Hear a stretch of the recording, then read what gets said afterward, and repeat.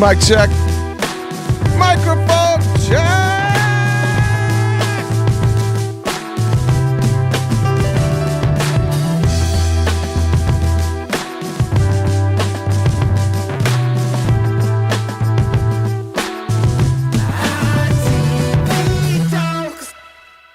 There's no place we'd rather be than the friendliest Friday on the internet. Happy Friday, everybody. You did it. If it's your last day of work this week, congratulations. I forgot to turn off my music because I'm an idiot.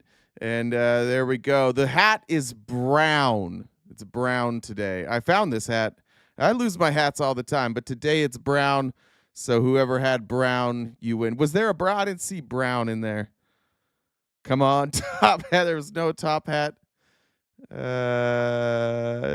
you. All right. Is YouTube up? YouTube's up and running. TikTok's up and running. YouTube, Twitch, TikTok, Facebook, Twitter. Good to see you guys today. So it's a beautiful day to not to not be MAGA. I want to kick things off with I just came across this. I probably should have phrased that differently. This is a TikTok username, Branson, with three N's at the end.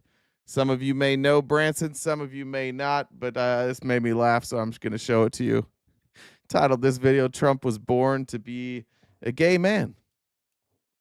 Here you go. But Arnold Palmer was all man, and I say that in all due respect to women, and I love women. But this is a guy that was all man. This man was strong and tough. And I refuse to say it, but when he took showers with the other pros, they came out of there, they said, oh my God, that's unbelievable. I had to say it.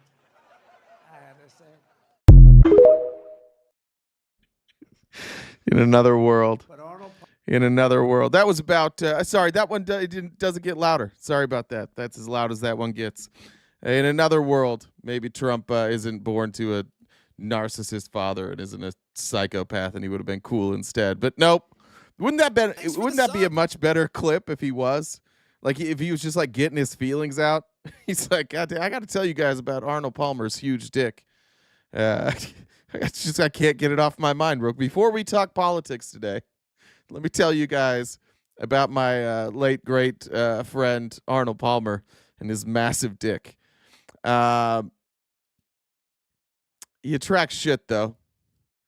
He attracts just the shittiest people. I saw this right before I went live, so whatever. This is that stupid couple he just pardoned. What's the name of this stupid couple he just pardoned? The reality TV couple. Somebody help me with their name. I'm doing good. Thanks, man. I appreciate that. What are these idiots' named? Christy, yeah, something like that. Chrisley. What a stupid name. Am I zoomy today? Was it zoomy? Enjoy it, guys. I got my meds back. I'm not even going to worry about it. The Chrisleys, stupidest name. They decide, of course, because all these people are just like media whores, every one of them, and there's never any accountability for this. Like, I think the worst part about social media is that it allowed people with legitimately no substance at all to become famous and to become stars, and they just like having a camera in their face. I think it's fair to say, like, you know, I'm on the internet. I can't stand to see my fucking face. I have to clip my own, like the clips that have been going out twice a day. I have to clip those. Frank Opus actually does it, but I have to like go edit. And I hate my voice. I hate my face. If I could do this without a camera, I would. I tried podcasting once before and that didn't work. And so here we are. So I'll never understand the people that just like constantly put on an act all day. But here they are, after paying for a pardon from Trump, instead of just like humbly going away and not throwing it in people's faces that they had a bunch of victims that they fucked over, that now they've decided like we are the victors. They're celebrating this like this is some grave injustice that was undone. They tried to keep you. They couldn't. They tried to get you. And they couldn't. Teflon tie. They got a filter. I put a filter on for me, but now you look a little weird. Don't be making me look stupid with stuff you trying to hide. I'm not trying to hide my shit. Looks like the money's still flowing. That $36 million in fraudulent loans and tax avoidance. It looks like they're still doing okay here. Oh, it's been a day. I didn't sleep for like 48 hours. Y'all, it's been a hell of a day, but I'm back. The feds got fucked. The feds got fucked. No, they fucked up your whole shit, dude. But then you got a corrupt president. I'm thinking of making my own reality TV show where I just like freak the fuck out at MAGA, just like scroll through TikTok and call them assholes. I don't know about the views on that. I can't watch the rest of this video. That's what they're doing. Like, whoa, it is zoomy today. Am I moving too much? I wonder why it's extra zoom. Why do you guys think it's extra zoomy today? Am I moving more than normal? You know he's gonna miss his jail boyfriend. Yeah, he's coming out. He's coming out of there with some problems now. That he wasn't ready to come out of prison. All right, on to the next. I forgot to pull up Jen's messages. Give me 1 second. I don't want to get in trouble. Johnny says Friday balls. Good morning, Johnny, with the Friday balls. Gingerbread Mon, a bunch of people. Chuck, wasn't me. Bree, Positive Impact. Thank you guys for subscribing. Just a reminder, Sunday, I'm looking forward to this. It's zoomy as shit. Oh, is it the glasses reflection? All right, I'll try that. Just a reminder, this Sunday, the Jubilee episode that I was on premieres, and we will have a live stream for that. And what did we decide, Jen? Did I say 4:30 Pacific? Was that when we decided?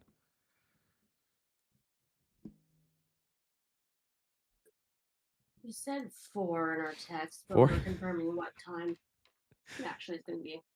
Yes. So plan on 4:00. We'll put out an announcement. We'll send that out to the subscribers. Just a reminder, though, to catch the premiere, you do need to be subscribed either on TikTok, on Twitch, or on YouTube. Everybody that's not subscribed will premiere it on Monday, so you can still watch it, but just a day later. So we'll have that Sunday at 4 or 4:30 or a different time. Not sure yet. But right now we're planning on 4:00 Pacific Standard Time, wherever you're watching now. So is that all I need to say about that, Jen? That's all we got right now. Happy Friday to you. Happy Friday. Do you want to talk to the people about your feelings at all, or? No, because we know we don't have that. Okay, gotcha. All right. Well, while Jen's here, I'll just remind you, we are crowdfunding. We have a gift goal. It's up in the top left corner there. We take all the ways you can pay us are above the screen or below the screen, depending on where you're watching. So if you can help us knock that out. It is Friendly Friday, so the last hour of the show, we take friendlies. Let's see if we can knock that out by the end. We do have a lot of news to cover. It's getting dumber. Every day I think, like, or think today's got to be the day that MAGA hears this and they figure it out, and it never is the day. But before we get to that, Texas is doing some dumb shit right now. They're messing with people's weed. They're obviously messing with schools. They're trying to throw the Bible. And if this isn't a sign from God to knock that shit off, Texas, I don't know what is.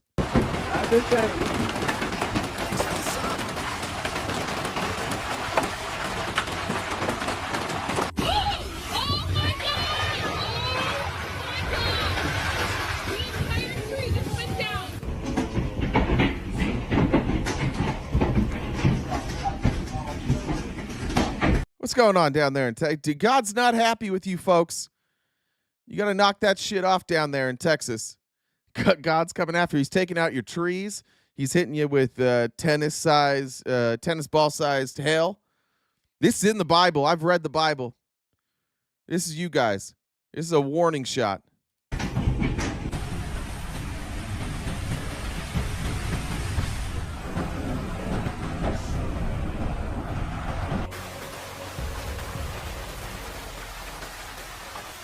That's crazy. The waves. Like, we got white caps in our swimming pool.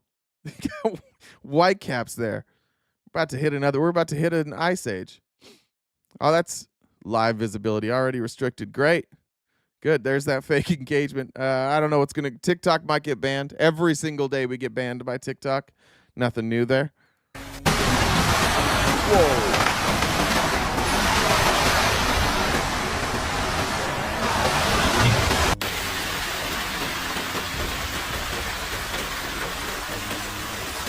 That one's pretty mild, honestly. That one's not that bad.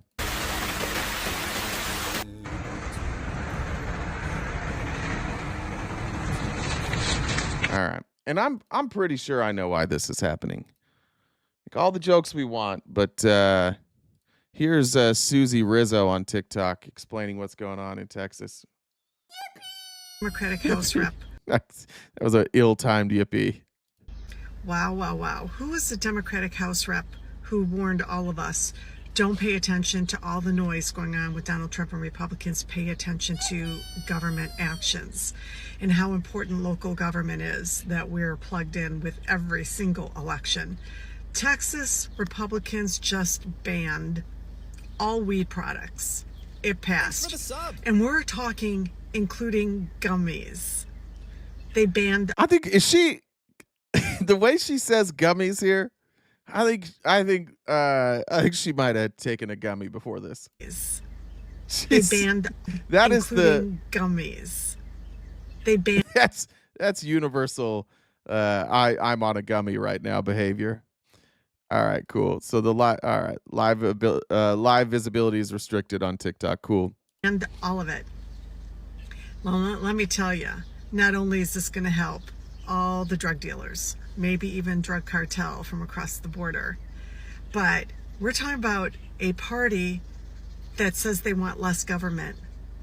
And all right, that's the part. I'll cut it there. But that is the part that I think I don't know if Republicans just they're so dead set on their principles, like weed is bad, and so we can't have it, and so we're just going to ban it. I don't think they look at what happened in states like Arizona and New Mexico and California when they legalized the lettuce. Thanks for the sub. I gotta be careful, I guess. When they legalized, it crippled the cartel. The cartels got into the avocado business. That's how bad it was. They're like, all right, there's nothing we can do now. They legalized our illegal business.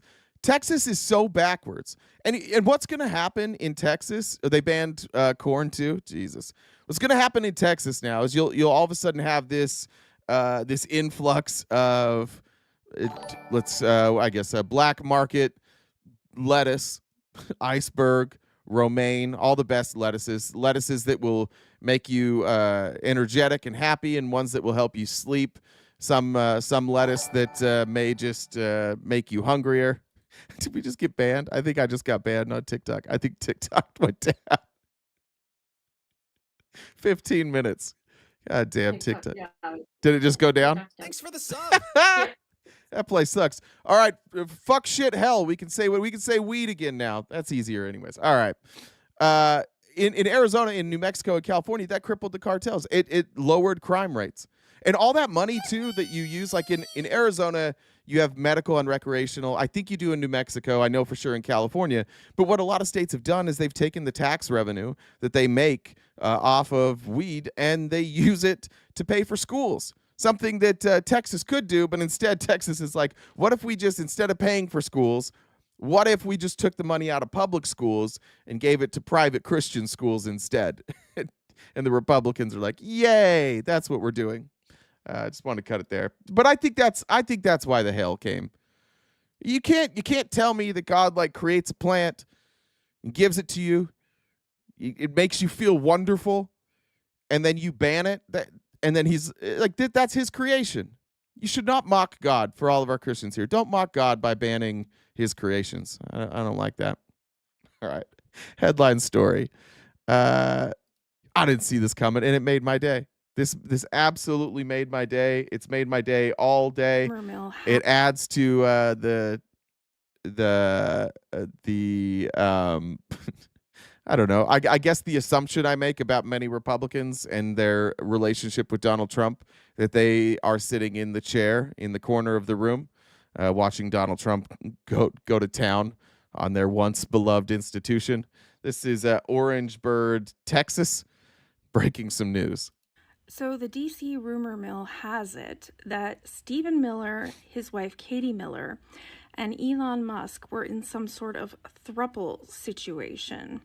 The original intent was that Katie Miller would serve as a sort of honeypot, which would enable Stephen Miller to control, in some sense, Elon Musk.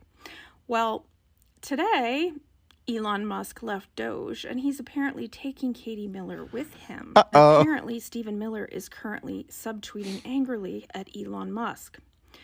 So my question is, hypothetically... Jackie, you did tag me in this. You were the first person. I got this from Jackie. Shout out Jackie in the YouTube chat.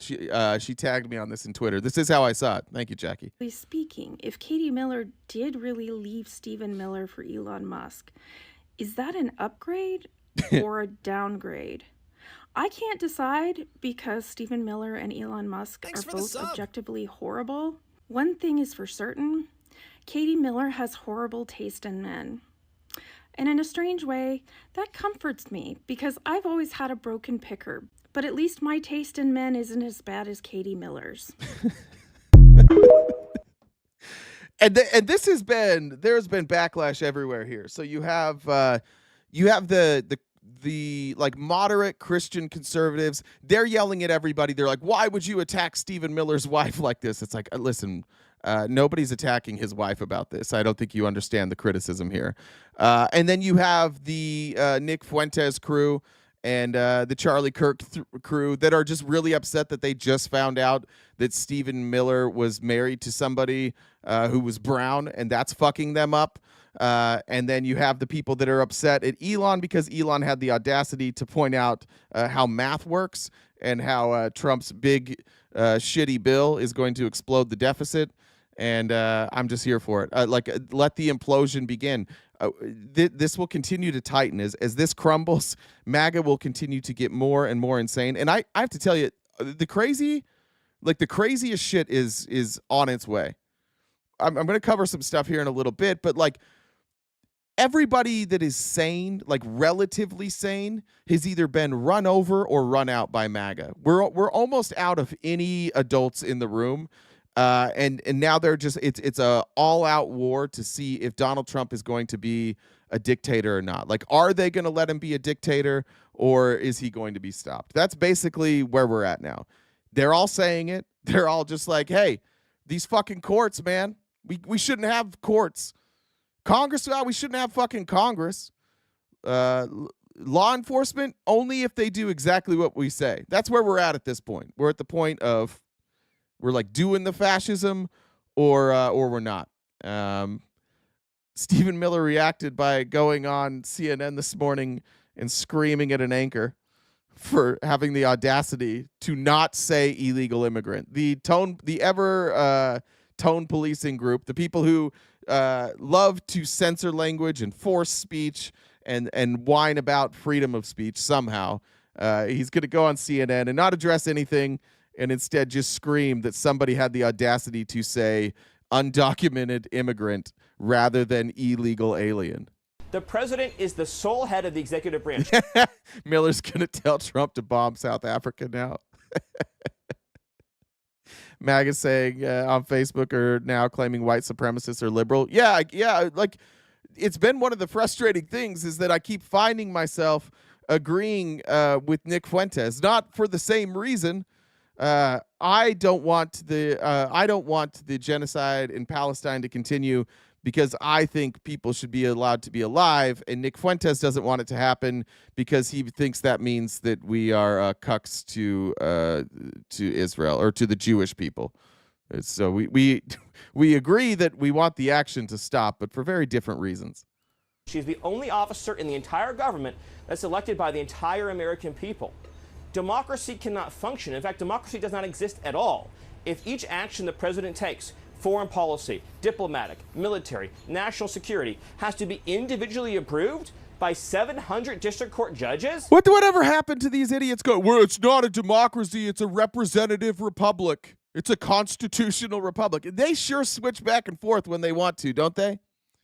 Before, if the courts are getting in the way, before, like when Florida is like, hey, you guys want legalized marijuana? Psych. psych, you got to get 60% now. No more democracy. And we're like, how's that democracy? And all the Republicans show up and go, it's not a democracy. It's a representative republic. You guys don't know anything. And then when we're talking about a representative republic and we're talking about checks and balances, you're undoing democracy. This is supposed to be a democracy, isn't it? You see, Stephen Miller just showed up to ask questions that nobody's asking right now. And all just to say, hey, you guys aren't allowed to tell Trump no. We elected him to be a king. You guys aren't allowed. We elected him for that, so you guys all got to get out of the way.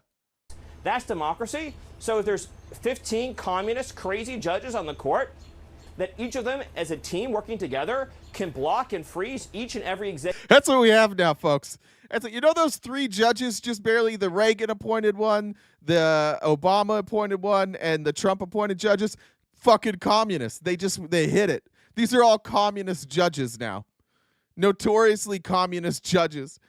Have we ever had a judge who was like like even a socialist? Have we ever appointed a judge who considered themselves even a socialist? Yeah, he's talking about 15 now. I think he should have said 11. He's talking about the full panel, but now he's just asking these questions. None of this shit is happening. I swear to God, like, what the fuck are you watching, Republicans? You're sitting here watching this, and he's like, oh, so now just 15 communist judges can tell the president no? Yeah, that didn't happen. None of that happened.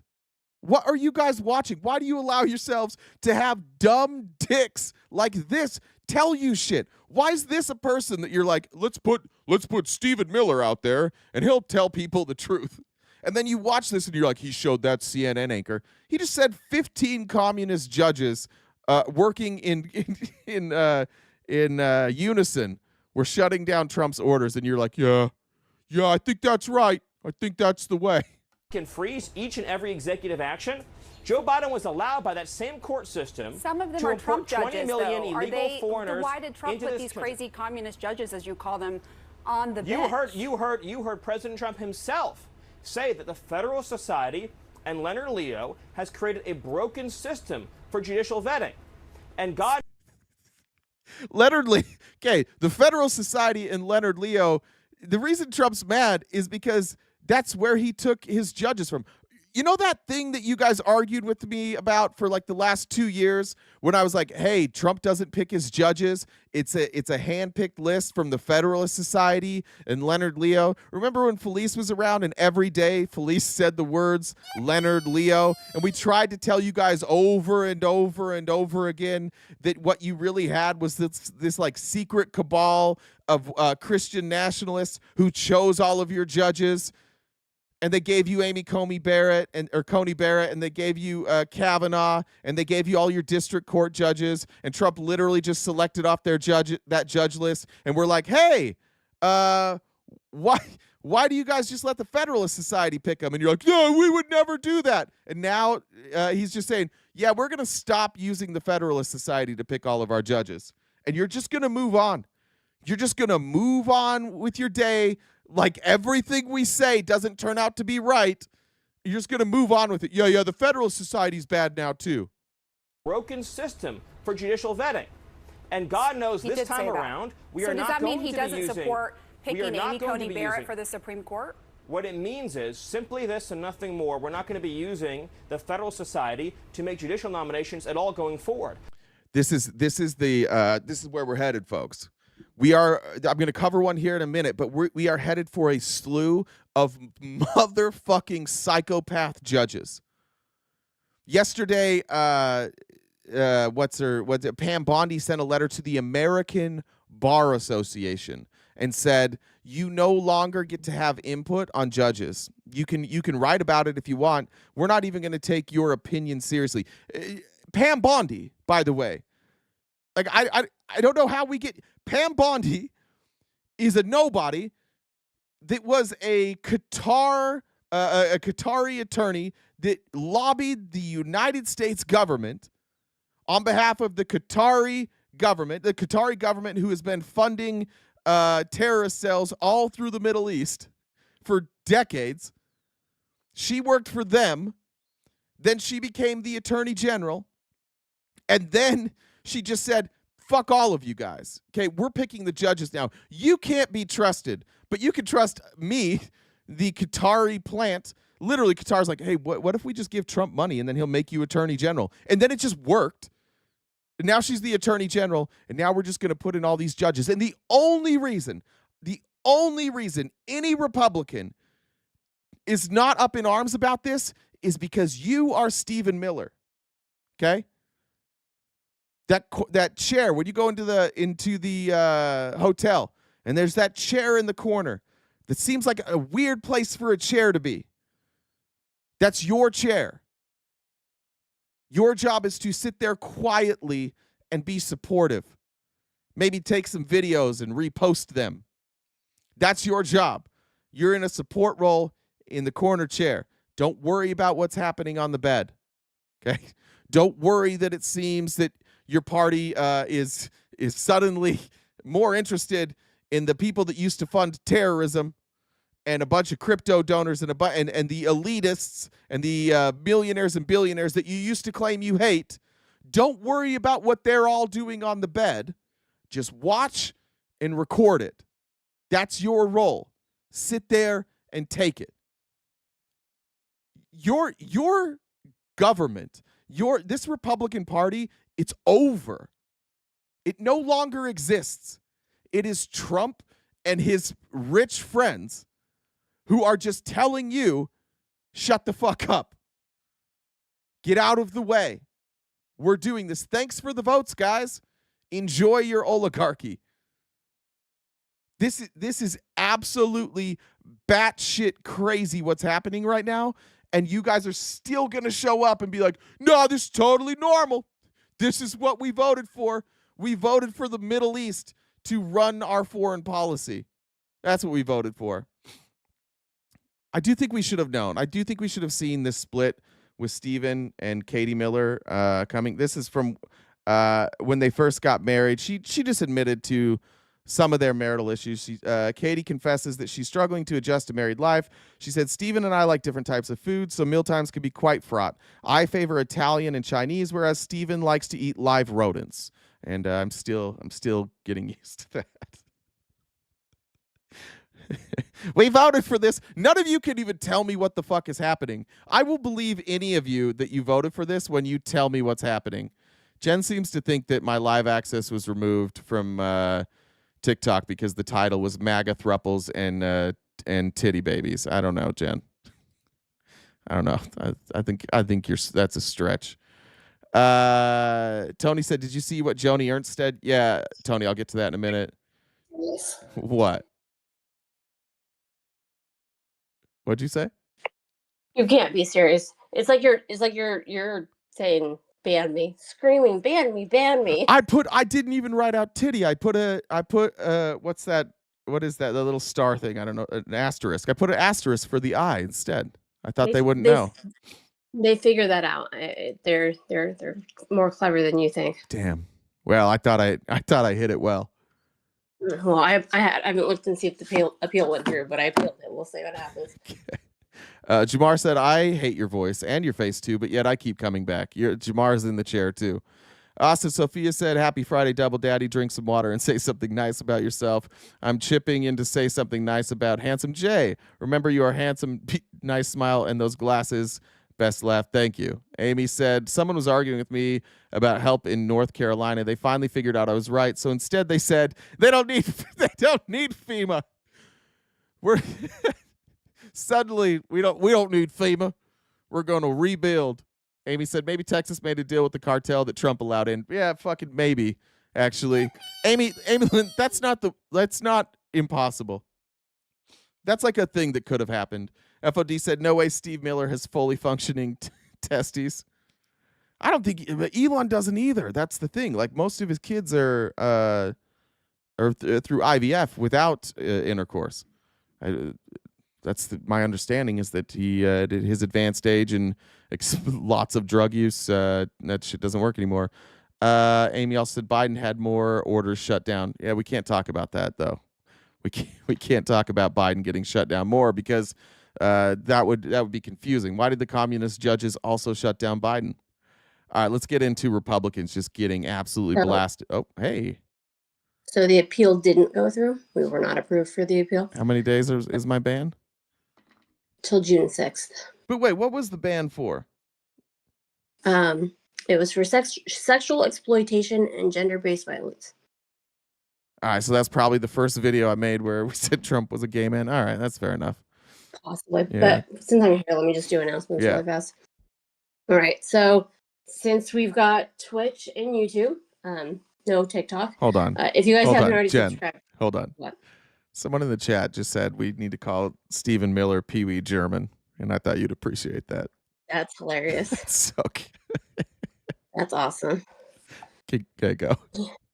He looks like a penis. His head looks He does. like a condom. Do you remember when he put on fake hair? Like No. I'll show you.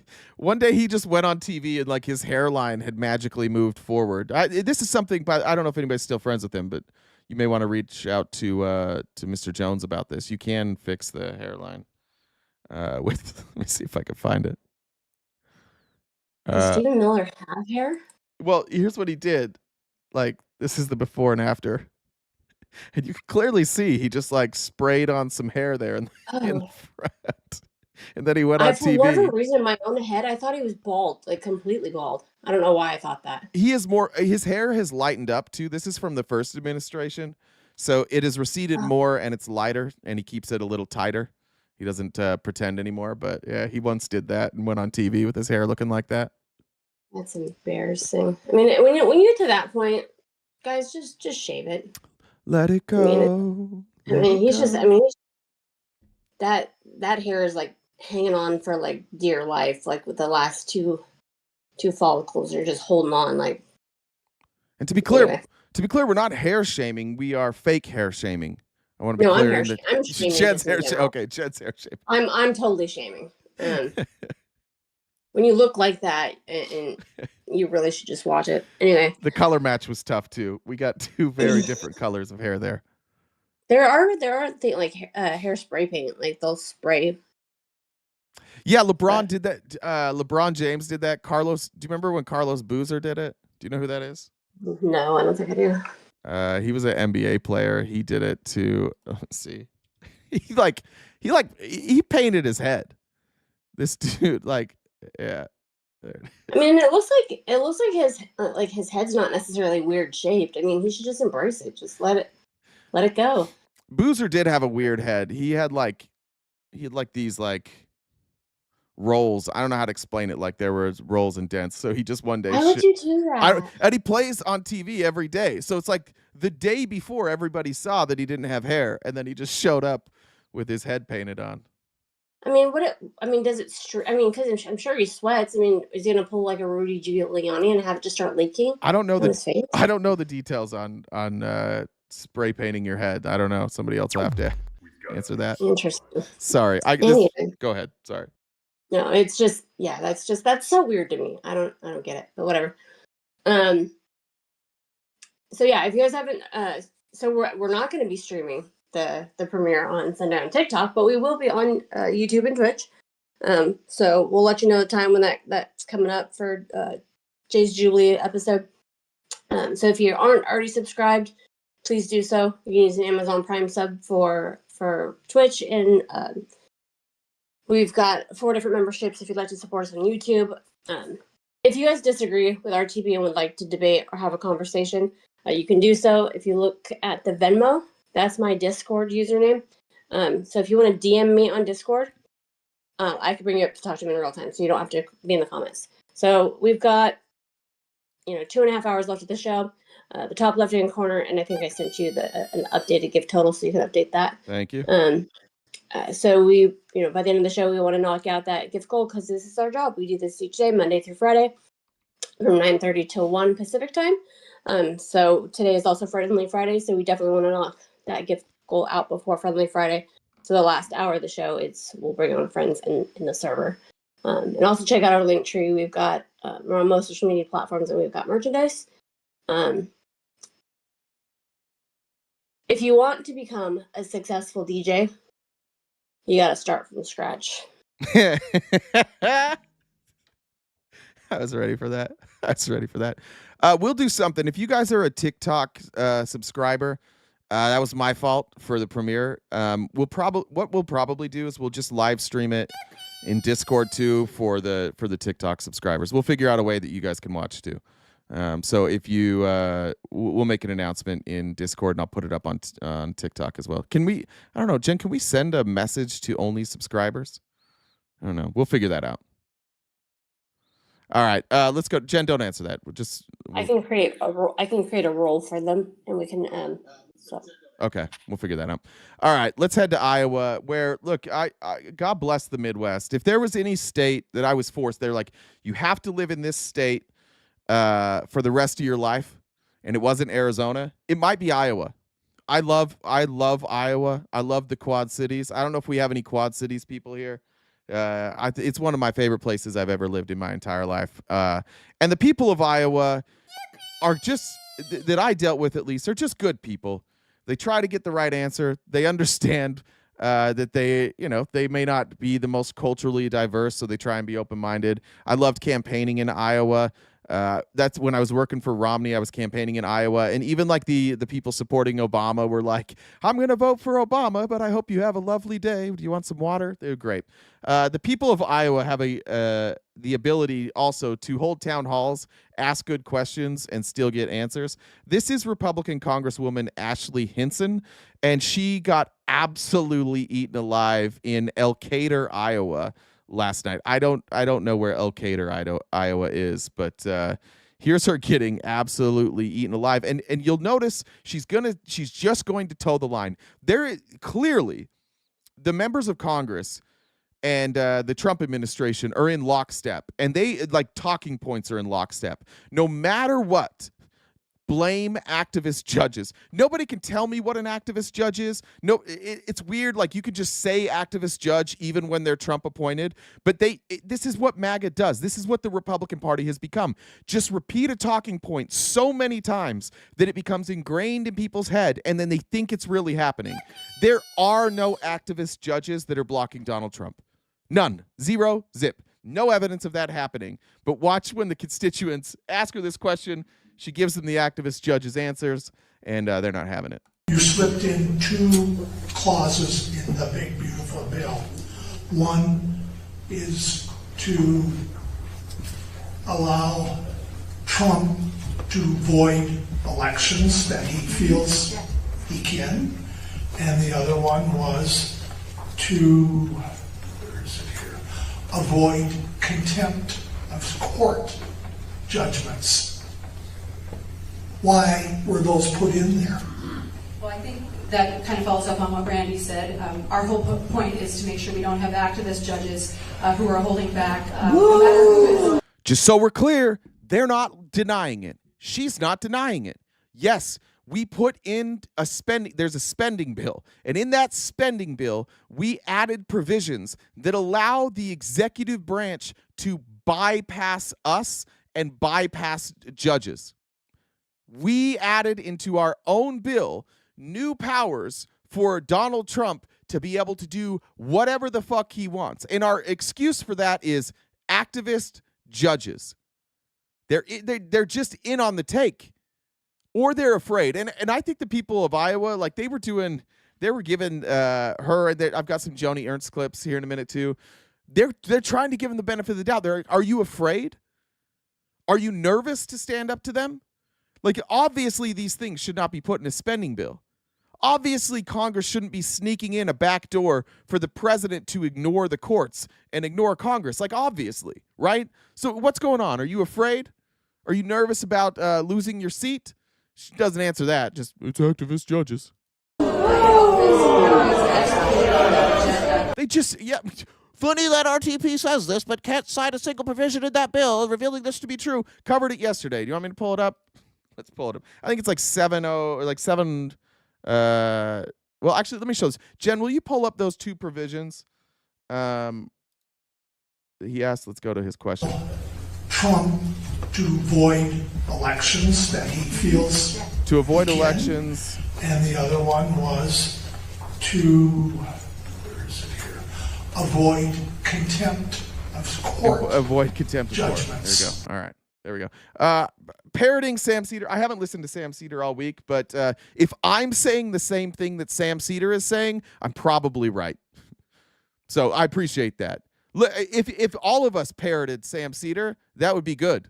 Sam Seder's brilliant. Sam Seder's right most of the time. So that makes me feel better.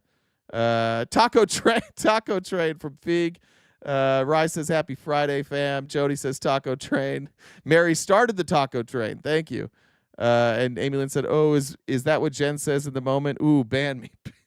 Ban me. Thank you. What am I looking for? The provisions in the executive orders, one of them to for elections, and the other one, what did I just say? The other one was subverting like judicial orders, I think is what it was. Britt might have them too. Okay. Britt may have them. Check with Britt too. Okay. Thank you. Swish says MAGA Throuples, titty babies, helicopter, undie lunges. I feel bad about that. I did bait Dougie into doing lunges in a singlet yesterday, and I feel a little bit bad about that. And Betsy says, happy Friday. Thank you. Happy Friday to you either. Sam Seder equals socialism for this, but not for me. No, Sam Seder's not a socialist. I don't understand any of you. I swear to God, all of you, you just think everybody's a socialist. You don't know what socialism is. Sam Seder is not a socialist. He's like on the record saying he's not a socialist. If you ask Sam Seder his political opinions, I think he would say something like, I am of the left. He would say something like that. You guys just don't know what socialism is. Then in Iowa, I don't know where this one was at. I don't know if it was in the same place or not. Joni Ernst had a Butler County, Iowa. Here's Joni Ernst being asked a question by a former high school teacher who taught political science. The destruction of the checks and balances that the president has... Oh, sorry, Jen. I might have said it was an executive order. I meant in the bill. Sorry. ...already put in place. He's fired inspector generals. He's fired the leaders, any leader of the federal government that disagrees with him on any political notion. He has fired, and he's even pursuing lawsuits against those who lawfully acted and challenged him in the past when he was trying to overthrow the government. Now he has taken over the government, and he's been very clear about it. He's been good about it. In 4 months, he's made it into a dictatorship. And the worst thing that... To explain how it's... I would love for a Republican to explain how it's not. If it's not a dictatorship, and this is what like the argument was before, this was Ben Shapiro's argument, and there were a handful of Republicans that we talked to that would say, I hear what he's... In fact, one of my best friends said this. He's not a Republican, but he said, you're just being alarmist. The Constitution holds up.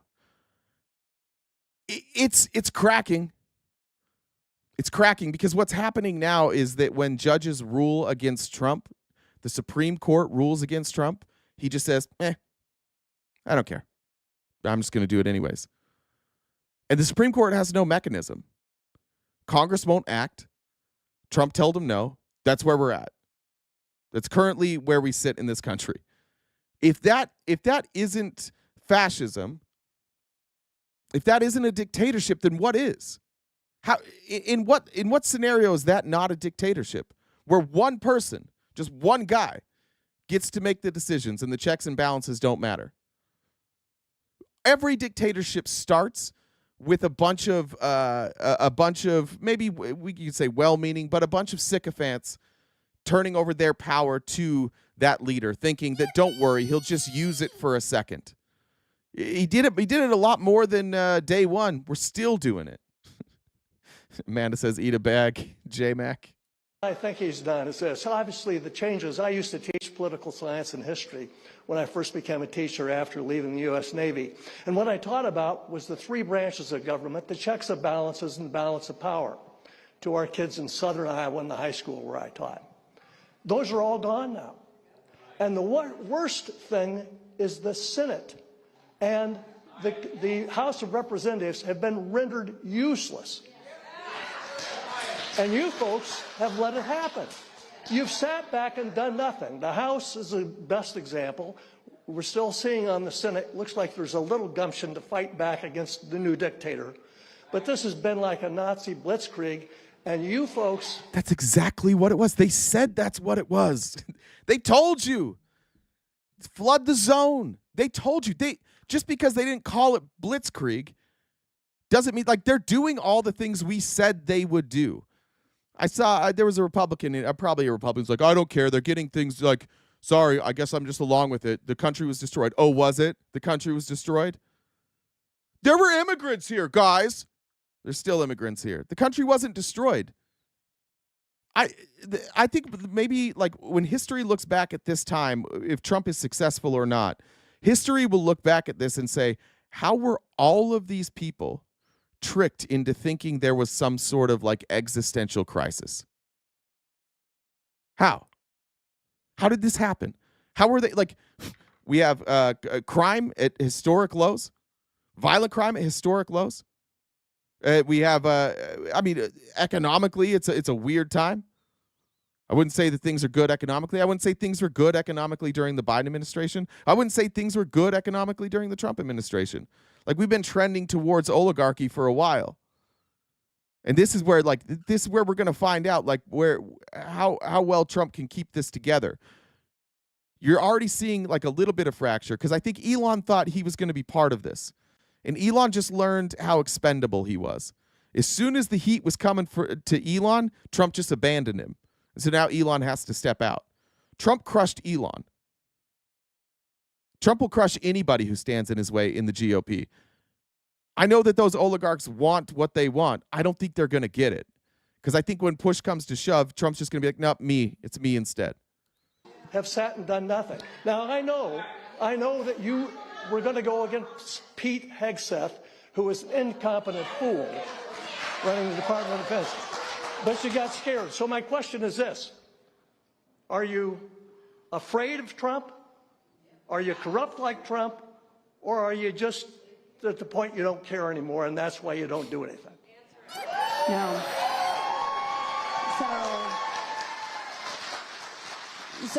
No, first, thank you for your service. I do appreciate that. Obviously, I don't agree, because I don't think our country is being destroyed. On the other hand, I see... But is she going to address it, right? This isn't really about... I think this is a silly part of the argument, and I think this is where we get, like, distracted. When somebody says the country is being destroyed, that just generally means, like, they don't like the direction that it's headed in. But the country's not being destroyed. Democracy, however, the Constitution is being destroyed. It's being trampled on right now.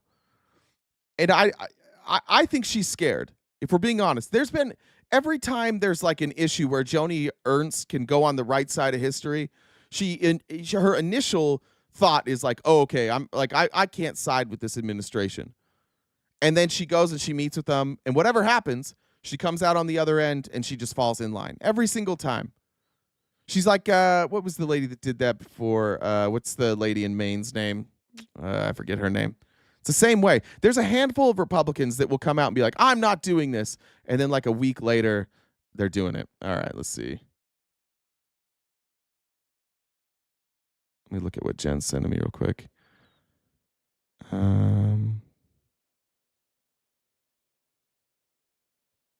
I don't know, Jen. Don't worry about it. I'll pull the source during Friendly Friday. Don't worry about it.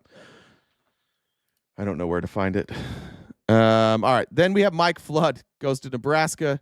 Mike Flood's being asked very similar questions. And I just want to point out that all of them seem to be answering in the same way. I didn't know about this. They never addressed the provisions that are put in the bill. Here's Mike Flood admitting, by the way, it was a JMAC that was yelling. Here's a Republican from Nebraska admitting that what I said was true. That there are these provisions that were snuck in so that the executive branch could go around the legislative branch and ignore court orders. According to NBC, you explained at your town hall that you didn't know the bill included a provision that would limit a judge's ability to enforce contempt orders for defying the court because you hadn't read the full bill before voting on it. Do you want to see that provision taken out in the Senate version?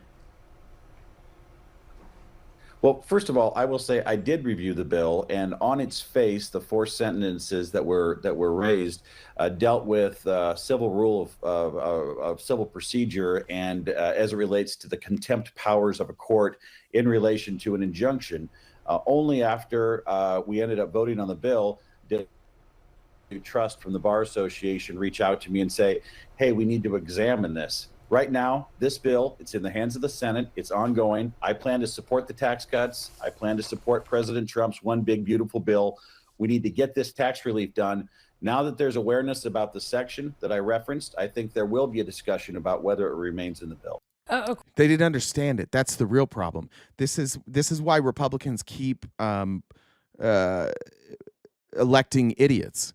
This is why, like, when you have Steve Bannon and the MAGA world and the Stephen Millers, what they've done is they've filled the entire GOP full of loyalists.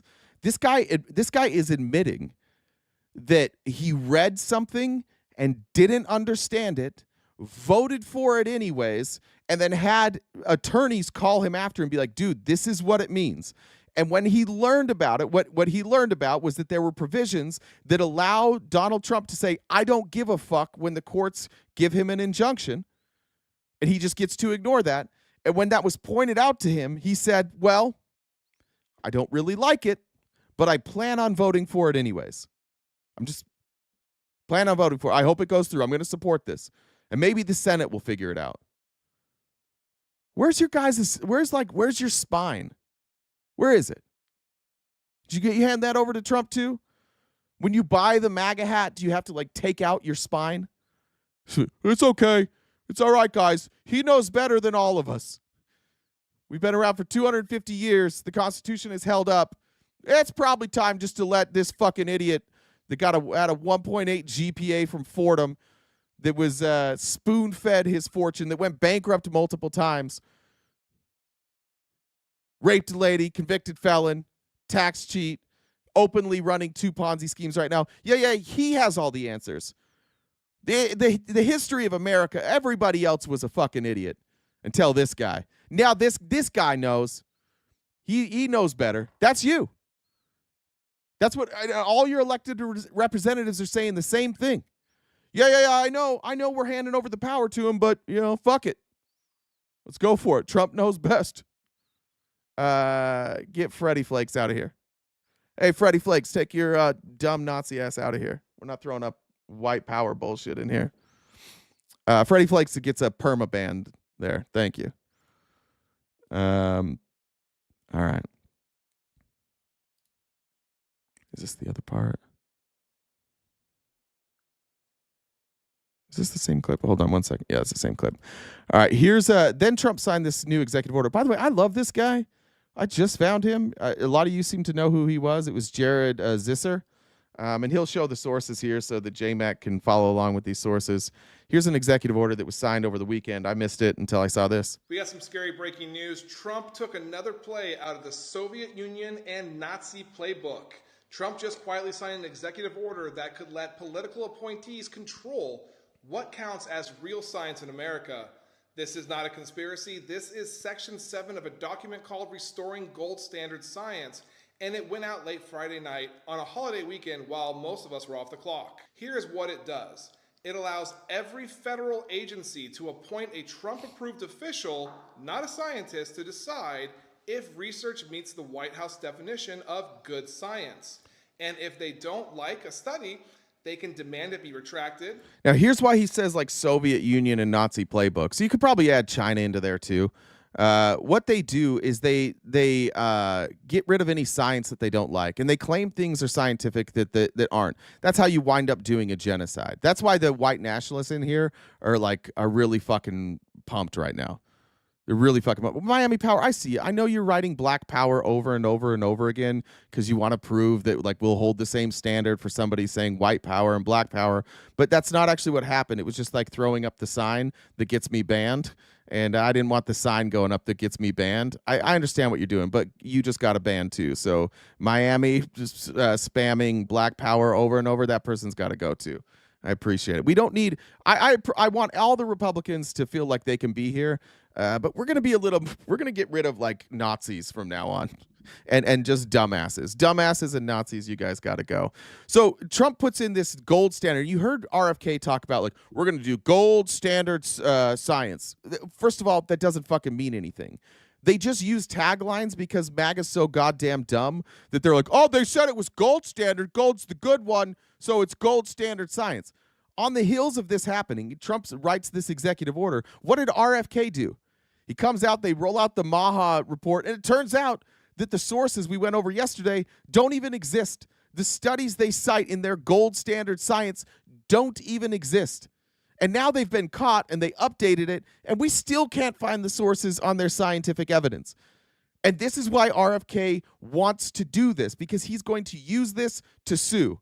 There's a new COVID variant going around right now, and it's far more resilient than some of the COVID strains that we've had recently, and we're seeing an uptick because, yeah, why wouldn't we? Because MAHA, and now you're not going to recommend the vaccines, and it's going to be harder to get vaccines because no longer will the government help pay for those. So poor people are going to have to choose between like lunch and a vaccine, and it's going to spread some more, all because of gold standard science that RFK is just putting out there so that when he leaves this administration, he and his team of litigators and ambulance chasers can go sue the pharmaceutical companies using faulty science.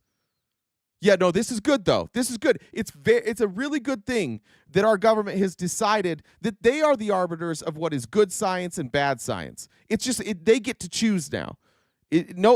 Before there was a degree of separation.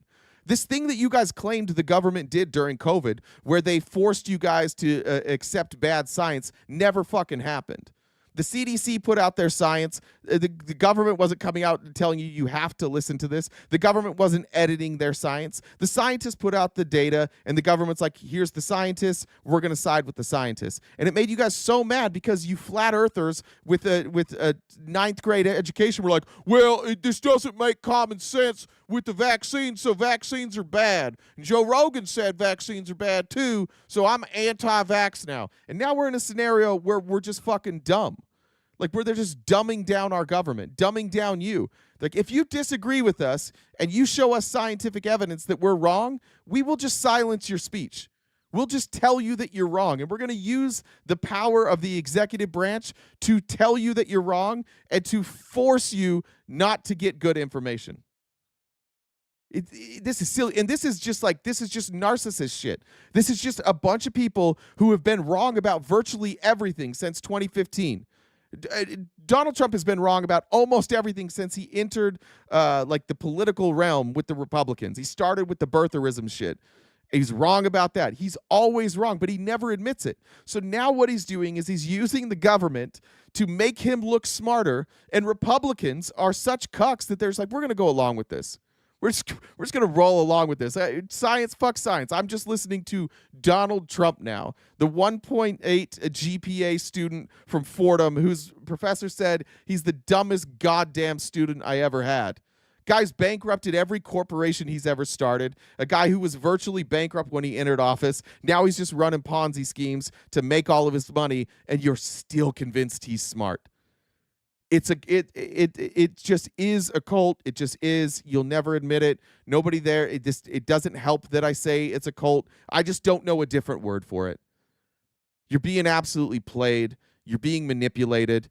And like 30 years from now, your grandchildren are going to see the shit that you're saying, because the internet's forever. They're going to see it and they're going to be like, I didn't know Grandpa was a fucking idiot. I had no idea.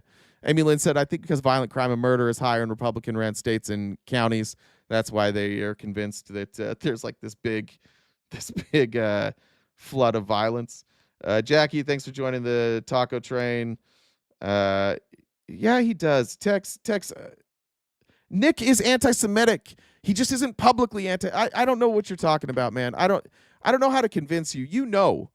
You guys, you know that he's anti-Semitic. You're just lying to yourself that he's not anti-Semitic. All right. They can discipline researchers. And no, the Democrats aren't trustworthy. Don't trust anybody nefarious. Brian, don't trust anybody. Don't trust politicians. Don't trust the Democrats. Don't trust Republicans. Learn to do research. we're looking at this executive order, Brian, and I hope that you're an open-minded person, but let's talk about this executive order. On Friday, Trump puts out an executive order that says, we are the arbiters of truth. And the very next week, the person in charge of HHS puts out a report that is full of fake studies and non-existent science. Whatever your political beliefs are, you have to recognize how crazy that is, that they're saying RFK gets to decide what's true. And when he puts out what's true, it's not true. And their response to that is, yeah, it is.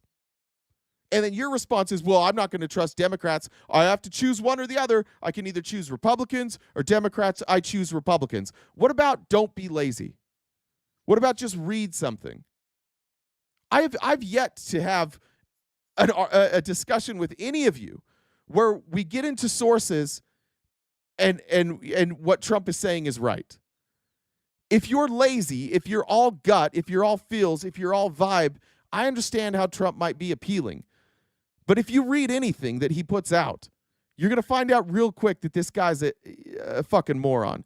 And by the way, he's surrounded by fucking morons. And they're angry morons. They're people like Stephen Miller, who have been angry forever. Stephen Miller's original, claim to fame was when he was at Duke University and he was campaigning on that everybody should litter and you shouldn't have to pick up trash because janitors exist. That was his first national spotlight, is him running for student body saying we should be able to litter because janitors exist. That was the initial claim. These guys are just angry. I don't know what Stephen Miller's childhood was like, but clearly he's just an angry guy. And he loves being powerful. And he loves speaking definitively. And I think you guys love that probably for the same reason that most people love Trump. I think you guys have daddy issues. And that makes sense. Because I had a dad who wasn't able to show love. I had a dad who doesn't say sorry. I have a dad who didn't hug or show affection. And whatever you think about your dad, whether you love your dad or not, that stuff has a lasting impact. And then you wind up chasing your dad's approval your whole life. And so when somebody comes along like Trump, who shows no remorse, never says sorry, doesn't seem to have much of a heart, talks about, no, this is just reality, it's just common sense, you see your dad. But you might see a different version of your dad, kind of a flawed version of your dad. Somebody who says fucked up things that you think are funny. So you're like, cool, this is like my dad, except for he says fucked up things. And so naturally you just follow him. You all just have daddy issues. You know who's never a Trump supporter? Somebody who hugs their dad. You rarely meet a Trump supporter with a dad who was affectionate towards them. It's always somebody who had this, my dad taught me to be tough. My dad told me not to cry when I got hurt. And then, whatever, I'm not trying to disrespect your parents, but I think that's why you guys like Trump. They can kill the grants that funded it. The White House says it's about quality, but in reality, they set an impossible standard that nearly no study on Earth can meet. And if nothing qualifies, that means anything can be censored. I do have daddy issues, Jeffrey. I do, but I worked through them because therapy is cool. And daddy issues don't have to control your life. You can just go to therapy and you can work through them, or you can put on a MAGA hat and look like a fucking idiot. Those are kind of your two choices. This isn't just a theory. Trump's team has already shut down studies on vaccines, LGBTQ plus health, climate change, and women's rights. And if that sounds familiar, it should. Soviet Russia did this. Nazi Germany did this. They appointed political enforcers to police science, dismiss facts, and replace truth with state ideology. Millions died as a result. The fact that we're even inching in that direction in the United States should terrify everybody. It should, but it won't. And again, do you really trust Trump on science? I want to know that. I want to know why you would trust Trump on science. If you're trusting Trump on a real estate deal, whatever. If you're trusting Trump on closing the border, things that he's accomplished that you like, I get it. But there seems to be this idea that if somebody's right about something, then you have to agree with them on everything. He's not wrong about everything. I disagree with him on some of the things, but I don't like how he handles the border.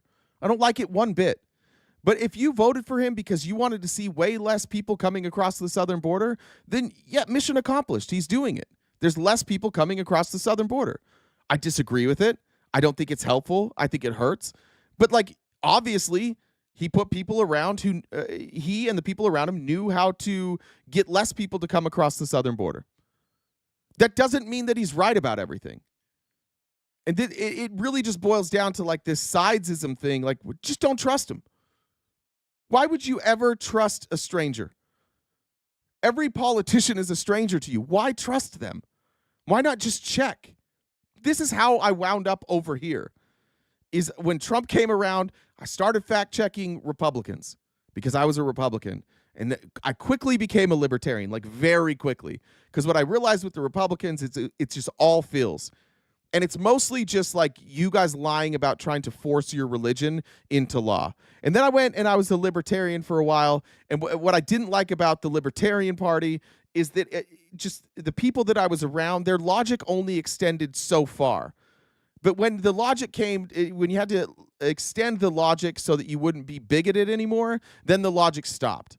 And so I'm like, all right, libertarian doesn't really work for me. Then it was like more like libertarian socialism, like, and now wherever the fuck you're gonna find me. But that's it. Just be curious.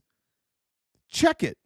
Just for 1 second, think like maybe Trump's wrong. I don't know what you're doing. Like, you're here every day talking to me. Yes, we hang out in here every single day. It's a lot of you same people every day. Show up. This guy's still talking. Yeah, I'm still talking. What are you doing with your life? If you're not here to like hear the other side and fact check it, what are you doing? Is your life legitimately like you're a foot soldier for Trump? Like, you just wake up in the morning, you're like, I'm going to go on the internet today and I'm going to yell at anybody who criticizes Donald Trump. I'm not going to go up there. I'm not going to have a discussion. I'm not going to read any of the shit. I'm just going to show up every day and I'm going to be like Donald Trump's #1 internet defender. Ace Ventura said, travel warning says it's not safe to visit the United States. Yeah, a lot of countries are saying that. China's saying that. Canada's saying that.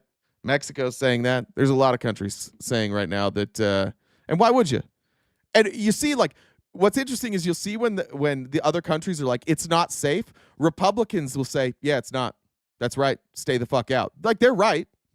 You guys were just bigoted this whole time. I don't know if you don't know it, but your response that, yeah, it's not safe here. Don't come here. That's why they're saying it. It's because of you guys. You're the people who are unsafe, and you're kind of proud of it. After all that, I wanted to show this clip. I thought it tied in nicely with how we ended the show yesterday. I think it's really important to criticize the government. I think it's important to criticize Trump. I think it's important to show these things. I also think it's important to balance that with a message that is going to going to give some people hope and going to give people a different option in the coming years. We have got to make sure that our opposition and everything that we're against, and obviously there is a lot to be passionately against right now, but it has to travel with a clearer picture of what we are for. Because there are a lot of voters who, for whatever reason, and Democrats might be shocked by this, but for whatever reason, did not find any of the things they've seen so far about Donald Trump to be disqualifying. And what that means is there's something else that, it doesn't mean they necessarily loved him, but they need to see something more. This is not a question of accommodating things that we don't agree with or watering down or changing our values. It is a question of making very clear to everybody how your everyday life is different if we're in charge compared to if they're in charge. What your life could be like if wages went up the way that we propose that they be raised. What we would do with the money if we successfully stopped the tax cuts for the wealthy that are at the core of Donald Trump's economic agenda. What we think could happen in a country where we had paid family leave and some of the unfinished business of fixing our health care system. It's not just a matter of preserving the Affordable Care Act, as important as that is. It's going the next step to make sure everybody can get and afford health care. All of these things that need to happen, that needs to be as clear a picture as our response to the authoritarian tendencies of this administration. Because the truth is, proto-authoritarian governments don't just come out of nowhere. We would not be in this situation if the government, the economy, and the politics of our country were healthy. They've been unhealthy for a long time. I think everybody knows that. There will always be charlatans to take advantage of people when people feel scared. And that's what Pete's pointing out here, is there will always be people with bad intentions who take advantage of economic insecurity, social insecurity, and they will reach out and they will try and create a movement around that insecurity. And that's what this is. That's why this seems so fucking confusing right now. That's why this administration seems so scatterbrained, because Donald Trump operates entirely within the world of chaos theory. He only knows chaos. It's all he's ever known. He grew up in a chaotic household. He was a bully in school. He was a troublemaker in school. As soon as he joined the family business, he was chaotic. He was causing problems all over New York City with contractors, with other real estate companies. It's just what he does. He operates, and he's comfortable in friction. And so he has to keep you in this constant state of fear. I don't think he knows what he's doing. I just think that what he does is he throws out rhetoric, and what the Republicans do is they push out all this rhetoric that there are all these things that you need to be so afraid of that you have to give them the power. And if you look, how many of you ate yesterday? As hard as things are right now, as uncertain as things are, like, how many of you ate yesterday? How many of you feared for your life yesterday? How many of you were accosted by an immigrant yesterday? This like fear porn that gets played 24/7 by the Republicans right now, and frankly, like we'll do it a little bit too. I'll own that. It's not real. It's not real. These immigrants, like, they're not hurting you. These countries that have trade deals with us, they're not taking advantage of us. China's not infiltrating our government to take us over. Russia's not infiltrating our government to take us over. They're just influencing us in the same way that we influence them. And they have figured out in America, because we're too fucking stupid to end this two-party system, and we allow all this money to flow into government officials. Everybody else has figured that out. Every other country has figured out how to fuck us over. And it's with this shit. They're so good at it, the Attorney General is a Qatari plant. And the only reason you don't care is because we said it. We're just like, she's a Qatari plant. You're like, nope, you guys are actually the bad ones. We're actually the good ones. So we're going to ignore the fact that our Attorney General is a lobbyist from Qatar. That's her job. That was her job. Her job was to lobby our government and influence our government on behalf of other governments. And while they tell you that all these other governments are problematic and they're trying to fuck with us, Donald Trump's over there taking money from the Qataris, from the Saudis, from the UAE. He's taking money from Russia. Where was the other one? Egypt? Was it Egypt that he has that new? Is it Egypt where he has a new plan or a new deal? Where was it? Yemen, Syria. Oh, Syria, I think. Was it Syria? I can't remember. They just tell you. They're like, these foreign governments are interfering. While they're interfering, he'll tell you that, like, he's next to like a Saudi crown prince, and he's like, yeah, China's interfering. China's a real problem. They just all know. They all know that all they have to do is get Trump's ear with a little bit of money, and now they can control our government. This invasion, the stuff that they're talking, like, we have to build a strong military. We got to be ready to fight. That's not. They know that they're not going to beat us that way. Our military is bigger than all of theirs combined. We have more military power than all. They're not going to fight us on the ground. They're going to break us from. They're going to break us from within. And anybody knows. When I was a kid growing up in my cult, they would always tell us, and it's a conversation that I struggled like having with my mom a month ago. I was like, the thing that sometimes we forget is we get warned all the time that the people that are most likely to be able to manipulate you are people who on the surface seem like you. Like, the people most likely to abuse us are the people that we think love us. The people most likely to take advantage of us are the people that we trust the most. Nobody has like just some guy knock on their door and convinces them to join like some company, some pyramid scheme, and then takes all their money. It's always your friend. It's an uncle. It's a friend of a friend. It's somebody that somebody else vouched for. It's always that way. If you are like a loyalist to Donald Trump right now, your only concern should be who around Donald Trump can take advantage of me. If you're that loyal, if you're flying the flag, if you got the bobbleheads, if you're here in the chat every day saying, I love Donald Trump, then you shouldn't worry about me. I can't influence you. I can't change you. I can't manipulate you because you don't give a fuck what I say.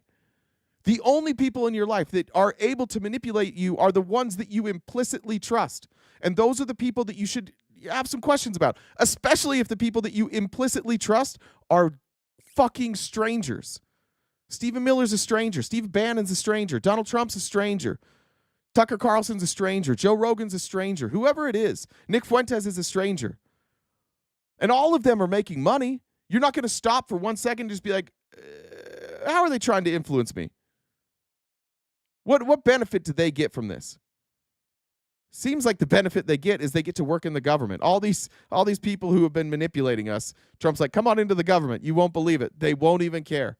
They won't even care that you're in the government. You could have Dan Bongino and Patel, who spent all this time telling you that the government was hiding the truth about Jeffrey Epstein and hiding the truth about JFK and hiding the truth about 9/11, and they made millions of dollars convincing you that your government was hiding shit, so much so that you trusted them despite their lack of qualifications. You put them in a position of power, and then they came out and they told you the exact thing that they told you the government was lying about. They just towed that line. And you're like, okay, now I'm good. Now I believe it. You got to have your guard up for the people that you trust. If you trust me, keep your guard up. We learned that with Jones. If you trust somebody that you don't know and they're not in your life regularly, keep your fucking guard up. And when they start saying things that don't make sense, put your guard up more. Every time you catch them not telling the truth, don't brush it aside. Don't be like, well, it's fine. Everybody lies. Nah, put it with you. Take that with you. And the next time they're saying something and they don't have a source for it, say, they lied to me last time. I wonder if they're lying this time. And then check the source. If any of you had 1/1000% of the energy you put into getting upset with people like me, if you put just a tiny fraction of that energy into questioning your leaders, we might not be in this position where you're vocally advocating for the entire government to give all of their power to one fucking guy that you don't know. That you're just like, yeah, I think he's going to do the right thing. We might as well give him all the power. I also want to talk about, why does it say Pete Hegseth? I want to talk about Pete Hegseth too. I didn't see this. Underreported. Remember yesterday when I said, like, just because the Republicans do something that is adjacent to white nationalists doesn't mean they're white nationalists. Just because you say you agree with Nick Fuentes doesn't mean that you're Nick Fuentes. Happens to me all the time. I just want to. There are times when you can do things that you don't mean to do that may come off as bigoted. An example was I don't even remember what it was, but I said something. I think I said, apologize. I think I said shyster lawyer. I didn't know that was like a slur against Jewish people. The chat like immediately corrected me. I was like, oh, okay. I didn't mean to, but I was there. What I said was wrong. Now, if I keep saying it after that, once I'm aware of what it is, if I keep saying it all the time, maybe I've got a problem. This pocket square is the Betsy Ross flag. This pocket square is used by white nationalists and segregationists and people in favor of white ethno-states. They use it regularly now, and people know that. And if you are somebody who's worked at Fox, you've worked in media, you've had extensive media training, and now you run the government, and you have access to classified information, you know that white hate groups use this flag as a way to signal to other racists, hey, we're on the same side. So Is Pete Hegseth a white nationalist? I don't know. But things are starting to like add up. His resume is starting to look pretty fucking white nationalisty. Here's the video, and then I'll explain some other things. Can someone please explain to me why we're not talking about the flag that Pete Hegseth is using as a pocket square in this photo?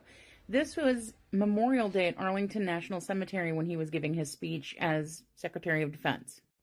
And for those who don't know, that same flag is used by members of Patriot Front when they go marching. They have their own variation, and then they have the original Betsy Ross flag too. Patriot Front has been the reason for a boycott against U-Haul because recently 3 Patriot Front members rented cargo vans to transport over 100 members of their organization. Now, this is the cowardice of people like Patriot Front. What they say is like, oh, well, the United States has had multiple flags. We just like our history, so we'll use anyone. It's just like we're just celebrating the history. That flag existed when you had segregation, when you had slavery, when like racism was not only legal but it was expected and it was part of the culture. It's the same reason like the Nazi flag has been something that you don't fly anymore. Was the Nazi flag tied to genocide at the beginning? No, it wasn't. And who's used the Nazi flag since then? White nationalists. The point of this is not to say that like this by itself with Pete Hegseth, that this picture alone makes Pete Hegseth a white nationalist. It doesn't. But I am concerned about you guys. One of two things is true. He either is aware that it's a white nationalist symbol and he chose to wear it anyways, or he doesn't know. And if he doesn't know, I've got concerns about him. But then it leads us to talk about some of the other things that he claims he didn't know. And this is going to get Tex all pissed off. But the Malta cross, they call it. Let's see. I'll show you. Let's see on Hegseth. Let's see. Let's look at his tattoos now. Now we've got another white nationalist symbol just popping up there. And then you have Pete Hegseth here. Here's the news from New York Post, I think. With this, and again, it was like, oh, this isn't white. Now the white nationalists use it. But no, he's just proud of his heritage. Just proud of his heritage here. How many's there? 1, 2, 3, 4, 5, 6, 7, 8, 9, 10, 11, 12, 13. Oh, look at this. Look at his flag here. Why does his flag on his arm only have 13 stars? Another white nationalist symbol. White nationalist, white nationalist, white nationalist. He's on the record saying we should kill all Muslims. How much more evidence do you need that this guy's a white nationalist? Some of the first things that he did is go through the archives from the military and remove recognition for people of color. Just pulled it out. Just pulled out their names. I think 2 of the fired 2 black generals just immediately. At what point are we allowed to say white nationalists? Just out of curiosity, you sensitive little fucks. At what point? And you guys are white nationalists too. You just don't like being exposed. How many more pieces of evidence do you need to know that like these are white nationalists? I said it yesterday. If it's not white nationalism, if what they're doing isn't like racist, it's exactly what the racists would do.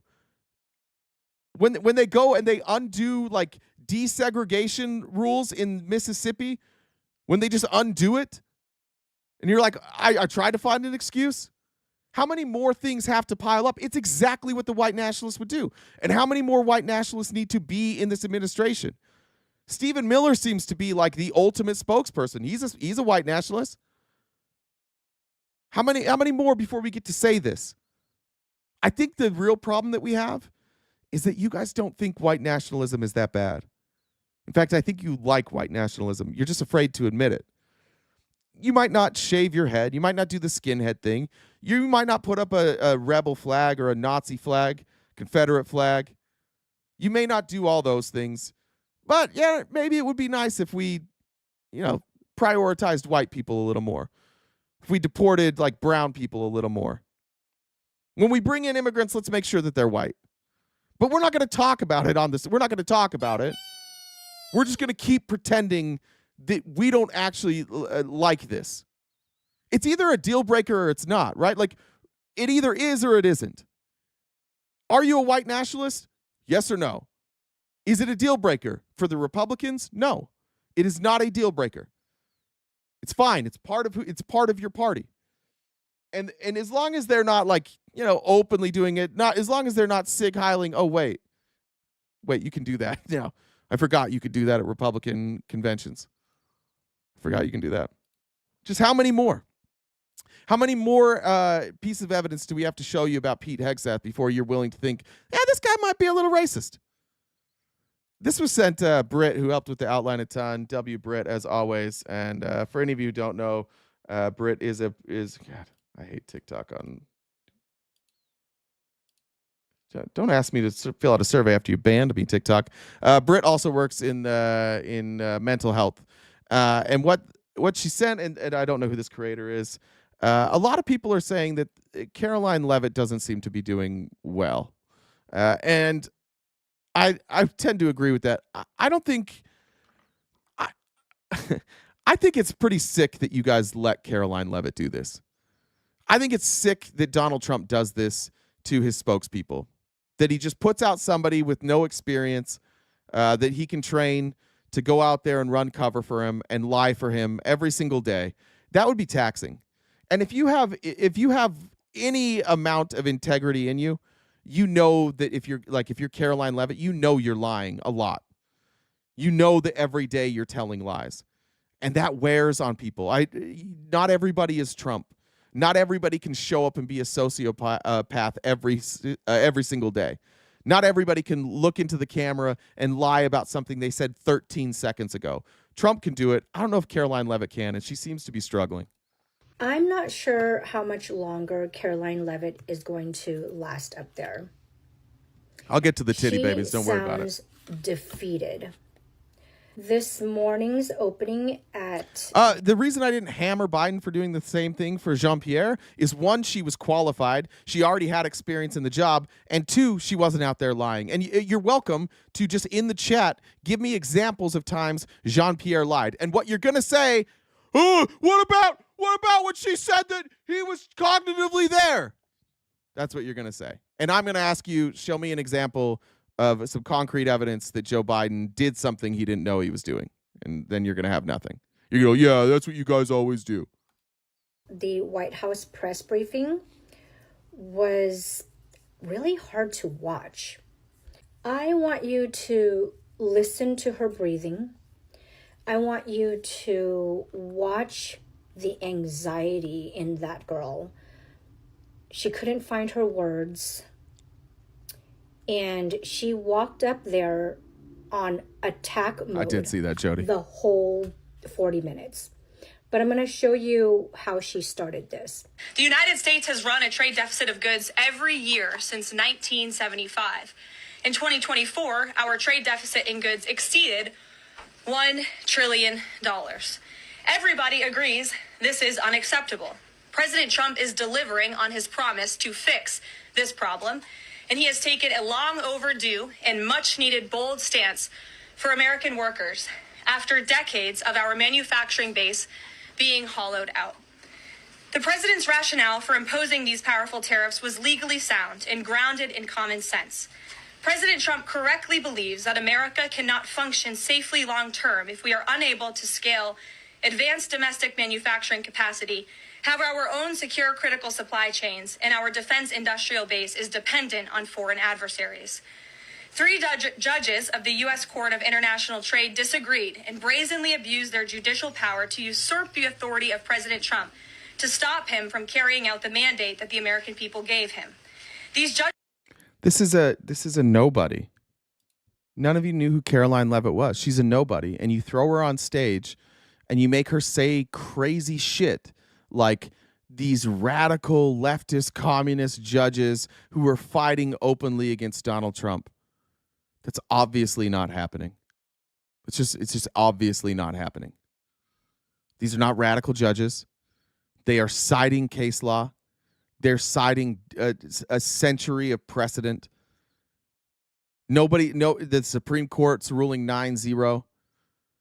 This is what this is how people get when they are like exasperated. Like they don't actually have good answers for things. Whenever I talk religion with like my Mormon friends, we get to a point where this is where they are. They get to the point. I have a friend who's like she posts a lot of like the comment sections because she criticizes the Mormon Church regularly, and the comment section is always a lot like that. Oh, they don't listen to these anti-Mormon people. They're just mad because of this, and this. They're just bitter. Same shit that you see from the Republicans in the chat today. Do you guys have anything concrete to offer me? Do you have any concrete evidence to go against anything I say? Will any of you come up here and talk about it? No. You're just as tired as she is. You're her. You guys, the reason you don't have answers is not because you're lazy. It's not because you're stupid. It's because they're lying. And you don't want to admit it to yourselves. That's why you don't have answers. That's why you have to criticize me. See? There it is, JMac right there. RTP so desperate for content, he's relying on TikTok content. See? Do you see what I mean? Will we ever address a point here? We will not. You will just accuse whoever's delivering the message, just accuse them of being corrupt. Just accuse them of pandering. Just accuse them of grifting. Don't ever offer anything concrete. You're all, like, it's sheep. How many times now? Is that 10 times now? I've predicted what you would say. Everything I say, I already know what you're going to say because I've already looked this shit up. I already know what the answer is, and I know you're not going to, so I know the attack's just going to come at me. And that's fine. I appreciate it, but does it bother you even a little bit that all the people in here that watch every day can predict what you're going to say before you say it every single time? Like, if we just made the chat where everybody, all they could do is respond to me like MAGA, they would beat you to your punchlines, and they'd probably be funnier because they'd be their own punchlines. It wouldn't just be legitimately like a talking point that you stole from Twitter this morning. It's like watching reruns every single day. I've watched The Office like a million times. I could quote most of The Office while I'm watching it. It's easier to quote you guys. It's easier every single day to predict what you're going to say. I just skipped that one. I want to show this. All right. Okay, let's do some announcements real quick. I sent you that updated total too. Thank you. you. The last one I had. Thank you. So we've got about 2 hours left before the end of the show. If you look in that top left-hand corner, we've got he's going to be updating that number is our gift goal. We need to try to knock that out before we get to Friendly Friday. So I think we're still a ways away, So Venmo, Cash App, PayPal, Super Chats, all of that go towards knocking out the rest of that balance. I saw that someone named Richard, I think on YouTube, added me on Discord, but you haven't messaged me, so I'm assuming by reading your comments that you want to come on and talk to RTP, but you've got to message me so I can do that. So if you guys would like to come on and talk to RTP, the Venmo is the same as my Discord username. If you send me a DM over there, what's that face? Tex sent me a Cash App and said, "Did you see the Glenn Greenwald sex tape leak?" And I'm back. I cannot. Do you know who Glenn Greenwald is? I don't think so. This is the most surprising. If this is real, I don't know. If you guys know who Glenn Greenwald is, this is the most shocking. The fact that there's a sex tape, the fact that he has sex actually would blow my mind. And the fact that Tex knows that there is one. Anyway, so if you guys disagree with RTP and you'd like to come on, how you can do that is DM me on Discord and I can bring you on and talk in real time. Richard says your Discords are closed. No, it's not. I added it. I accepted your friend request. You just have to message me. I don't know. Okay. Anyway. No, sorry. Look at your screen. Sorry, I forget you're not looking at the screen. I try not to read the comments while I'm just the picture. This is Glenn Greenwald. Oh yeah, I looked him up over sitting here. I try not to read comments when I'm up here because I get distracted. Like I said, you can message me on Discord. If you haven't already subscribed to us on Twitch, you can use the Amazon Prime sub. YouTube, we've got 4 different memberships if you'd like to support us that way. And check out our link tree. We're on most social media platforms and we've got merch. So yeah, we've got till Ideally, if we could knock out that gift goal in the next hour, that would be fantastic. So Venmo, Cash App, PayPal, Super Chats. This is our job, as much as you guys hate and disagree with it. So yeah, there's that. What do you call a bug that can't decide whether to eat your house? I don't know. A termite. Ace Ventura said travel warning. Oh, I read that one already. All right. You know what's kind of crazy? Let's play conspiracy theory for a second. Glenn Greenwald is a Pulitzer Prize winning journalist. Kind of had his reputation beaten up quite a bit during COVID because he became like a anti-vax, like COVID conspiracist. This has happened before where people who you wouldn't expect to align with Trump align with him, and it's confusing. Like, how did that happen? And then that person eventually turns on Trump, and then that person has details about their personal life leaked. It's happened to what was that? What was the guy's name? The pastor, I always forget his name. His dad was like the mega pastor, and then he took over from his dad. Help me on this one. What's his name? Where are we at? Falwell, Jerry Falwell Jr. He was like anti-Trump, and then all of a sudden he was just like out of nowhere, like, oh, Trump is the best person for Christians. And then when he turned on him just a little bit, all of a sudden the story about him like being a cuck was released. So that would be my conspiracy with Glenn Greenwald. Glenn Greenwald recently went on Tucker Carlson and has been other places being like pretty openly critical about this administration. So not saying that's true, but if you want to be a conspiracy theorist, that could be it. That's a good segue actually though into here. This is some leaked audio from son of a bitch. I forgot to drag it over from AIPAC president or AIPAC CEO bragging about how they control people within the Trump administration. Let me get the right link. I didn't copy it over. Actually, I don't have it. I'll just pull it up on Twitter. I don't know why I don't have it. Sorry, guys.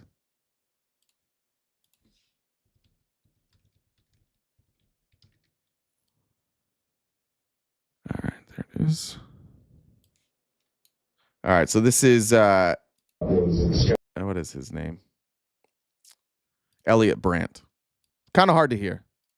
We may not lobby the executive, but as we were talking about, there was a discussion earlier about Congress being representative to the people. Well, the White House has to be responsive to Congress. And so it's working with, at the time, our friends on the Democratic side of the aisle to apply pressure the way that they know how to an administration, as it will be with this administration.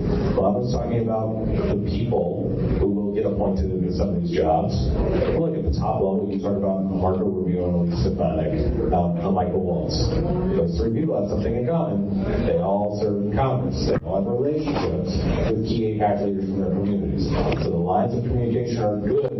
Should there be something questionable or curious that we need access on the conversation to? You never know. One of the first candidates I ever met with as an AIPAC professional when my job was to meet candidates for Congress was a guy named John Ratcliffe. He was challenging a longtime incumbent member of Congress in Dallas. This guy looks like he could win the race. When we go talk to him, he had a good understanding of the issues. Now he's the CIA director. Sorry, the audio's so shitty, but they're bragging about like being able to cultivate people like Marco Rubio and John Ratcliffe and Elise Stefanik. And then they get put into these roles. Even if you agree, let's just say that you're a Zionist and that doesn't bother you. And I think that there's a fair argument from Republicans here to say like, well, it like these people are already Republican. They're already Zionists. Like, did AIPAC really influence them that much? I think that the scariest part about that is getting a look into what lobbyists are saying behind closed doors. They're bragging about the amount of influence they have, and they're able to show other donors, look at this influence. Look what we're able to do. Keep giving us money, please, because look what we're able to do. We just got a CIA director that is that's pro-Israel. That's a Zionist. Look at that. Look what we're capable of doing with the money that you're giving us. We have to end Citizens United. I wish we could get here with the Trump people. I don't know what's going to be like the straw that breaks the camel's back, but like at some point, we've got to get to a point where you guys look at Donald Trump the way you look at everybody else. The way that you look at every other politician, specifically the politicians who dare to say something bad about him. We can't get past this until you guys are willing to call balls and strikes with Donald Trump. Thanks for the sub. And call balls and strikes on corruption. If you want us to call balls and strikes on corruption, like with all fairness, like I am. And here's a good example, Tim Feeney, the Biden crime family. Let's talk about the Biden crime family. And I want to see if you're willing to talk about balls and strikes.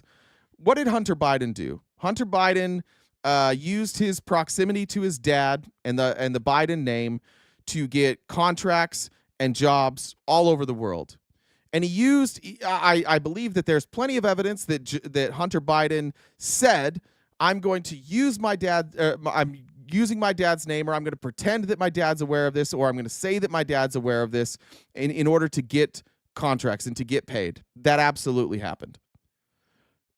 What we don't have evidence of, and if you guys are honest, and let's test how honest you are. If you're honest, the Republicans have been unable to prove that a single dollar of that money made it back to Joe Biden. Could he have hidden it somewhere? Sure. That's called balls and strikes. That's called looking at what happened and simply stating the facts. Now, you call that the Biden crime family, and that's fine. Oh, and also Joe's brother was involved too. He did some shady shit too. And he seems to be the guy that was picking up that 10% for the big guy. There were 2 transactions where he got exactly 10%. And it went directly to him. He seems to be. So if that's what we're talking, and you want to talk about shell companies, that's fine. What Hunter Biden did is every time he got a payment or every time he got a new contract, he created a new LLC and he passed the money through that LLC because then he was an independent contractor and there were far more like business write-offs because it wasn't, he didn't get taxed with income tax. He got taxed with the rate he was going to get as an independent contractor. There's obviously loopholes there. You wind up paying way less tax. All of that happened. That's all true. They did go through it. And I'm telling you that you will not find, if you guys are going to be honest, go find me anybody that has any evidence that Joe Biden got a single penny. There are 2 instances where Joe Biden got paid. When Hunter Biden repaid him for a loan, we see the money going out to Hunter Biden. We see the money coming back in.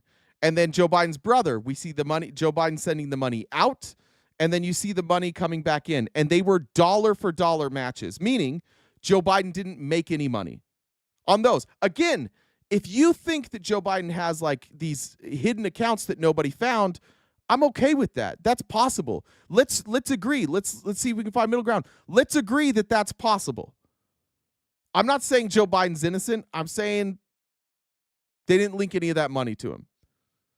But if we're going to call those same balls and strikes, I need you to call I need you guys to talk about the $2 billion that Jared Kushner got from the Saudis after negotiating the Abraham Accords. Jared Kushner actually worked in the administration. He didn't have to fake his influence. It was there. And he got $2 billion from the Saudis. That number's up to $3 billion now.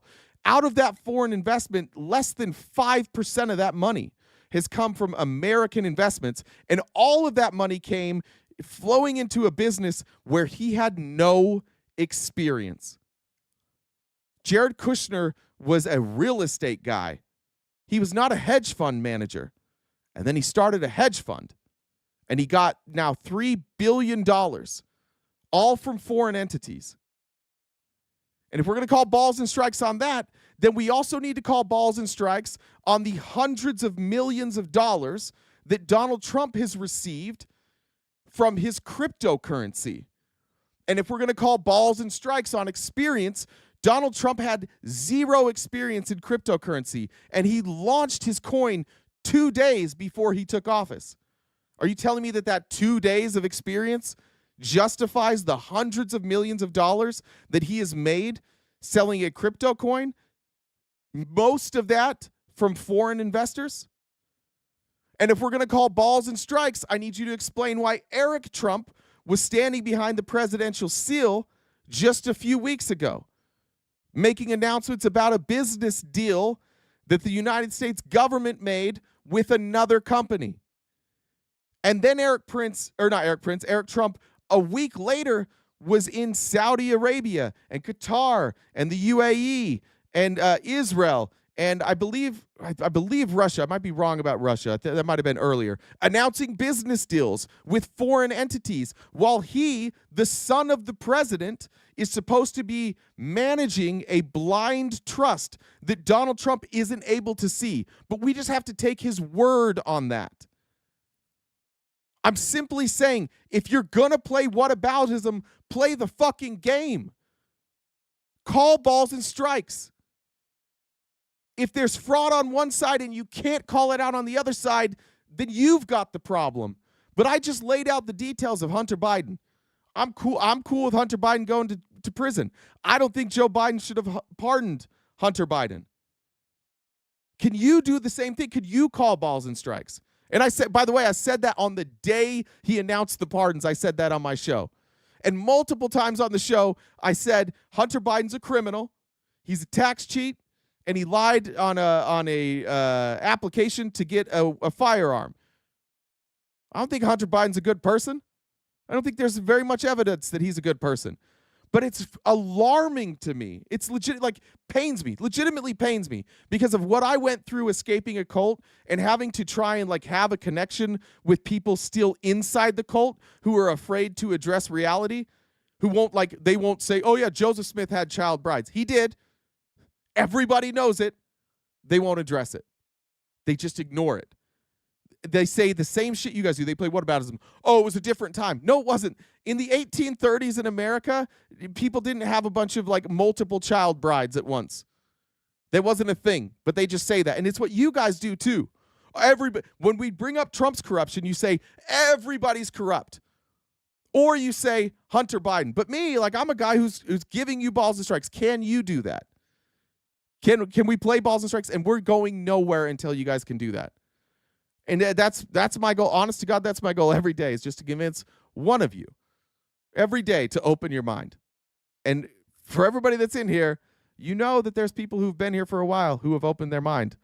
You know that everybody in here that has flipped on Trump, or at least questions him, every time you guys have went and looked it up, turned out the evidence I was presenting was right. Bradley says, my wife is a sex object. Every time I ask for sex, she objects. I didn't know where that was going. Danielle, thanks for joining the Dollar Train. I appreciate you. Let's check here. Brandy says, what's hot, pink, and wet? A pig in a hot tub. That's an all-time great. Thank you for that. All right. And once again, I guess Jen must have her DMs closed. That's why you guys aren't up here. Epstein, Maxwell, and Diddy was a bribery farm. Could have been. I mean, that was kind of what they said about Epstein, right? Is that he had all this. The reason he kept getting out of shit is because he had leverage over all these people. Let's talk about Hillary's subpoena now. What subpoena do you want to talk about for Hillary? Nancy Pelosi. Yeah, see, you guys are all willing to talk about these things. Is is the Clinton Foundation corrupt? Yeah, probably. Almost certainly. Legally, are they corrupt? No, because they, like the Trumps, just take advantage of laws that were written for them so they can steal money from poor people and they can steal from their charities. If we're going to talk about the Clinton Foundation, are we going to talk about the fact that Trump can't run a foundation? They stole so much money from a foundation that they're not even allowed to run one anymore. So are we going to call balls and strikes there? Are we going to talk about Hillary Clinton's subpoena where she testified?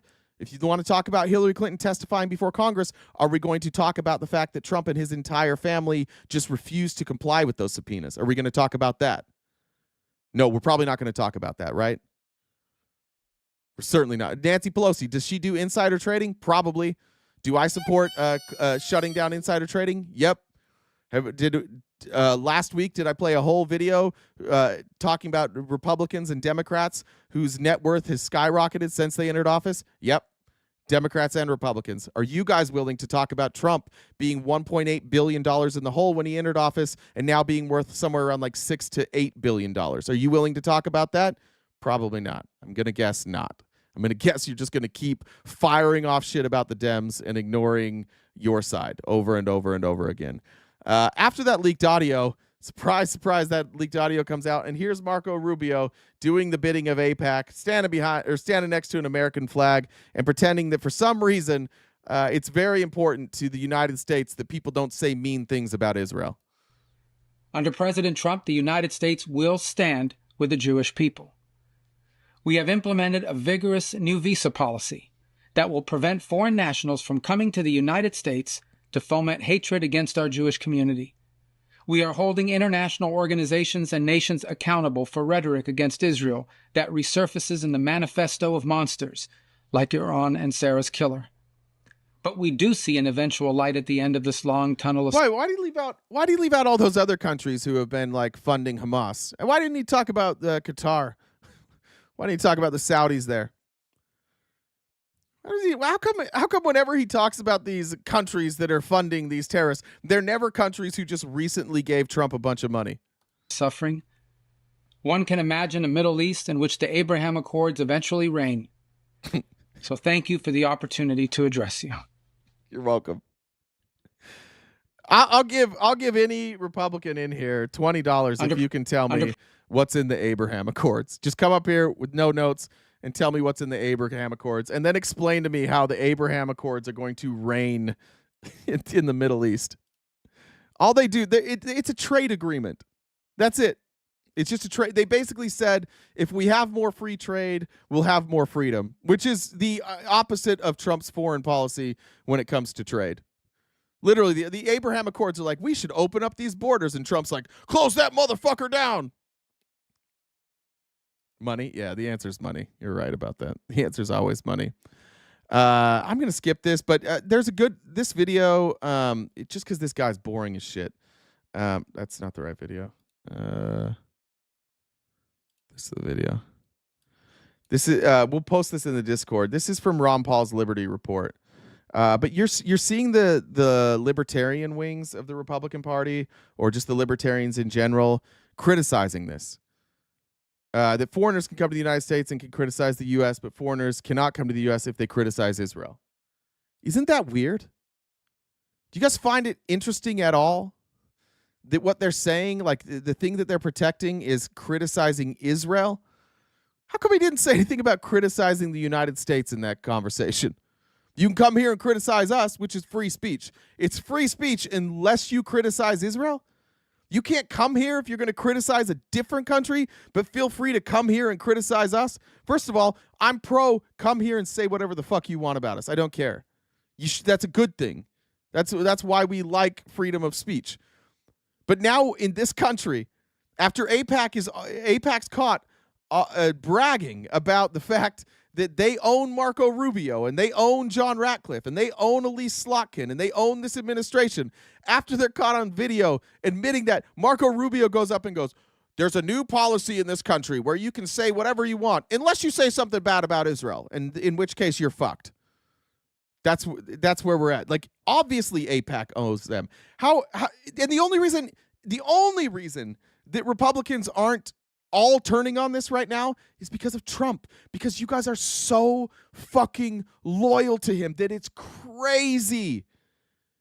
If this was anybody else, you would be like, fuck this. We're not doing this shit.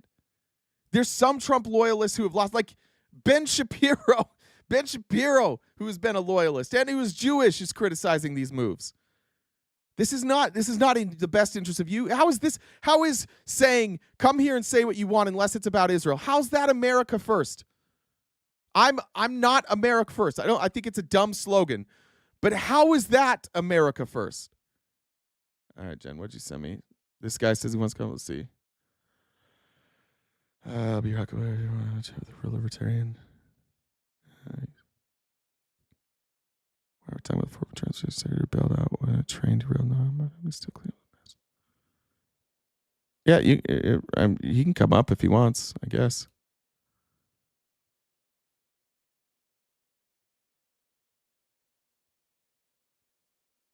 Sorry, I'm just reading. We got a guest coming up. I'm just reading. Said Trump voters don't hug their dads right after he mentioned not having a good relationship with his son. Yeah. All right. Is he here?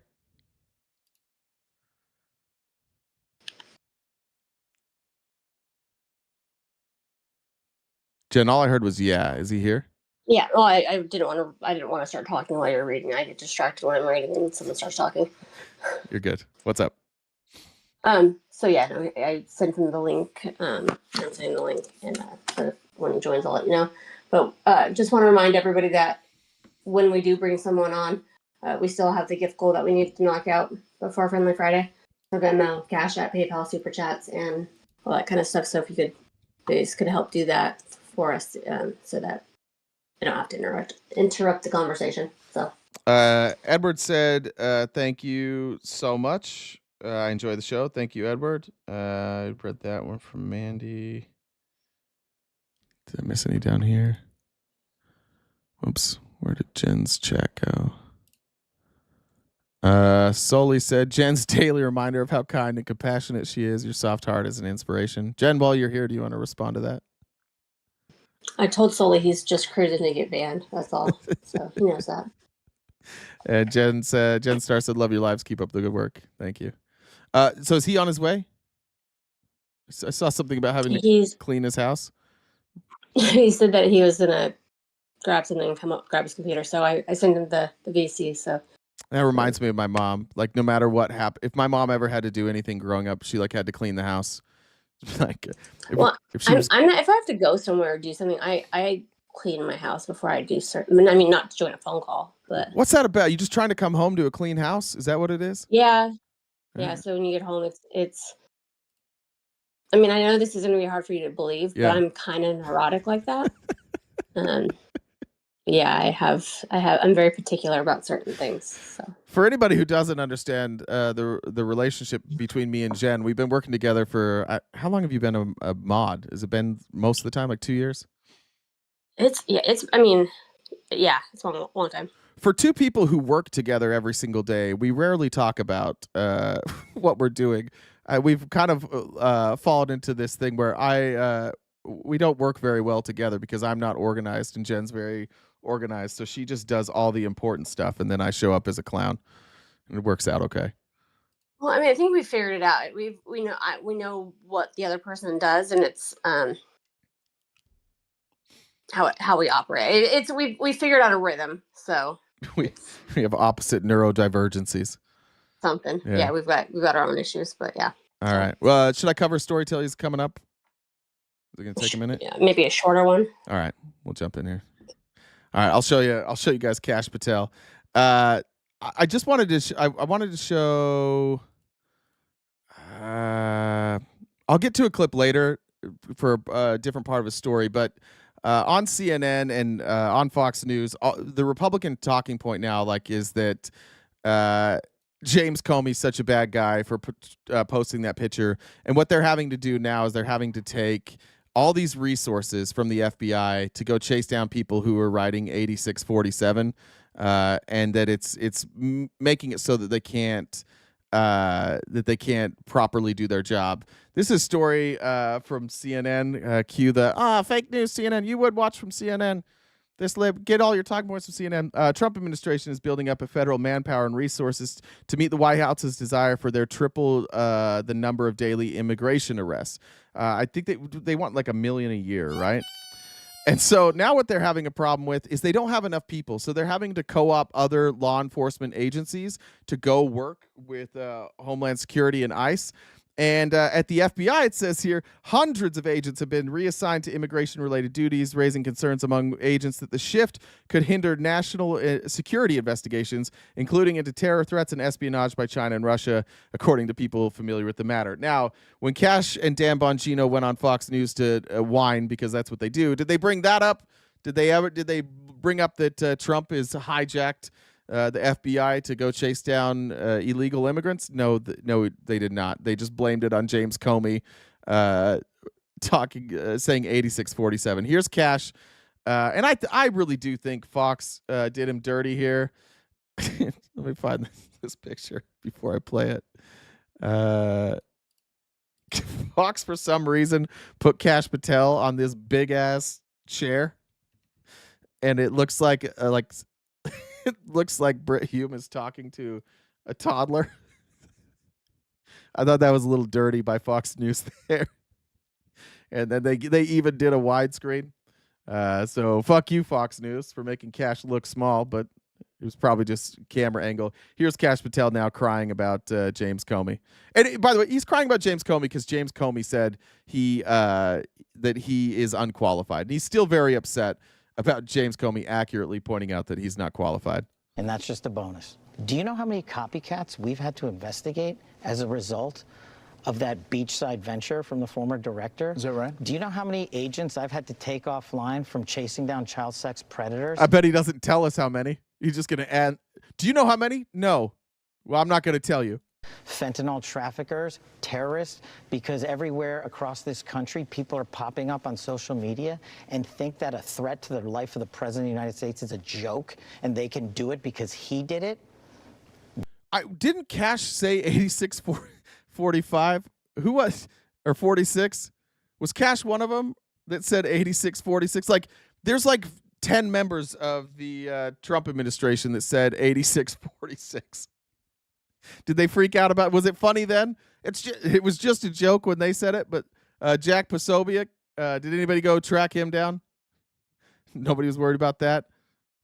That's what I'm having to deal with every single day. And that's what I'm having to pull my agents and analysts off because he thought it was funny to go out there and make a political statement. The 86-40. And that's just a... All right. So then Dan Bongino goes on. Dan Bongino, he just was in his feelings.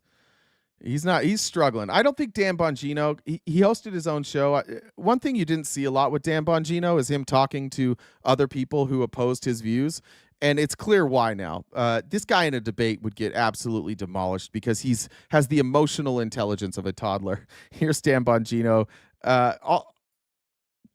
One, being emotional, and two, I think thinking this person's name is Geraldo. I think he's confusing this man for Geraldo Rivera. Those two cases obviously are of significant public interest. I'm just telling you what we see in the file. I just want to be crystal clear on this. I am not asking anyone to believe me. I'm telling you what's there and what isn't. Right. That's asking them to believe you. Don't believe me. I'm just telling you what exists. That's weird, right? He's so emotional and so angry, and he speaks I'm not telling you to believe me. I'm just telling you to believe me. All right, Dan. There is nothing in the file at this point on the Epstein case, and there's going to be a disclosure on this coming shortly. We are working through there is video.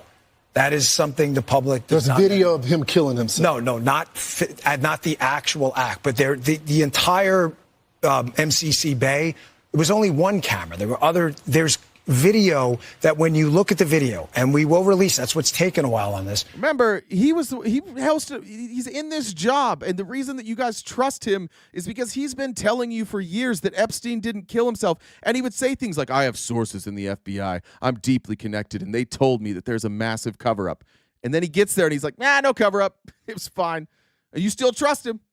We are working on cleaning it up to make sure you have an enhanced, and we're going to give the original so you don't think there were any shenanigans. You're going to see there's no one there but him. Right. There's just nobody there. So I say to people all the time, if you have a tip, let us know. But there's no DNA, there's no audio, there's no fingerprints, there's no suspects, there's no accomplices, there's no tips, there is nothing. If you have it, I'm happy to see it.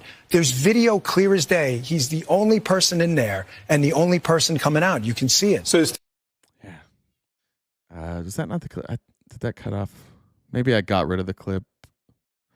Where's the one where he says, I don't think we have him yet, so let me pull this up. He confused the host for Geraldo. Let me see if I can find it. Actually, I think I have it saved on here.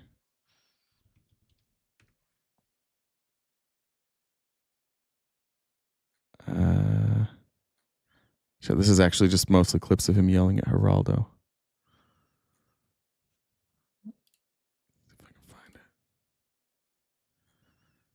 Did I not save it?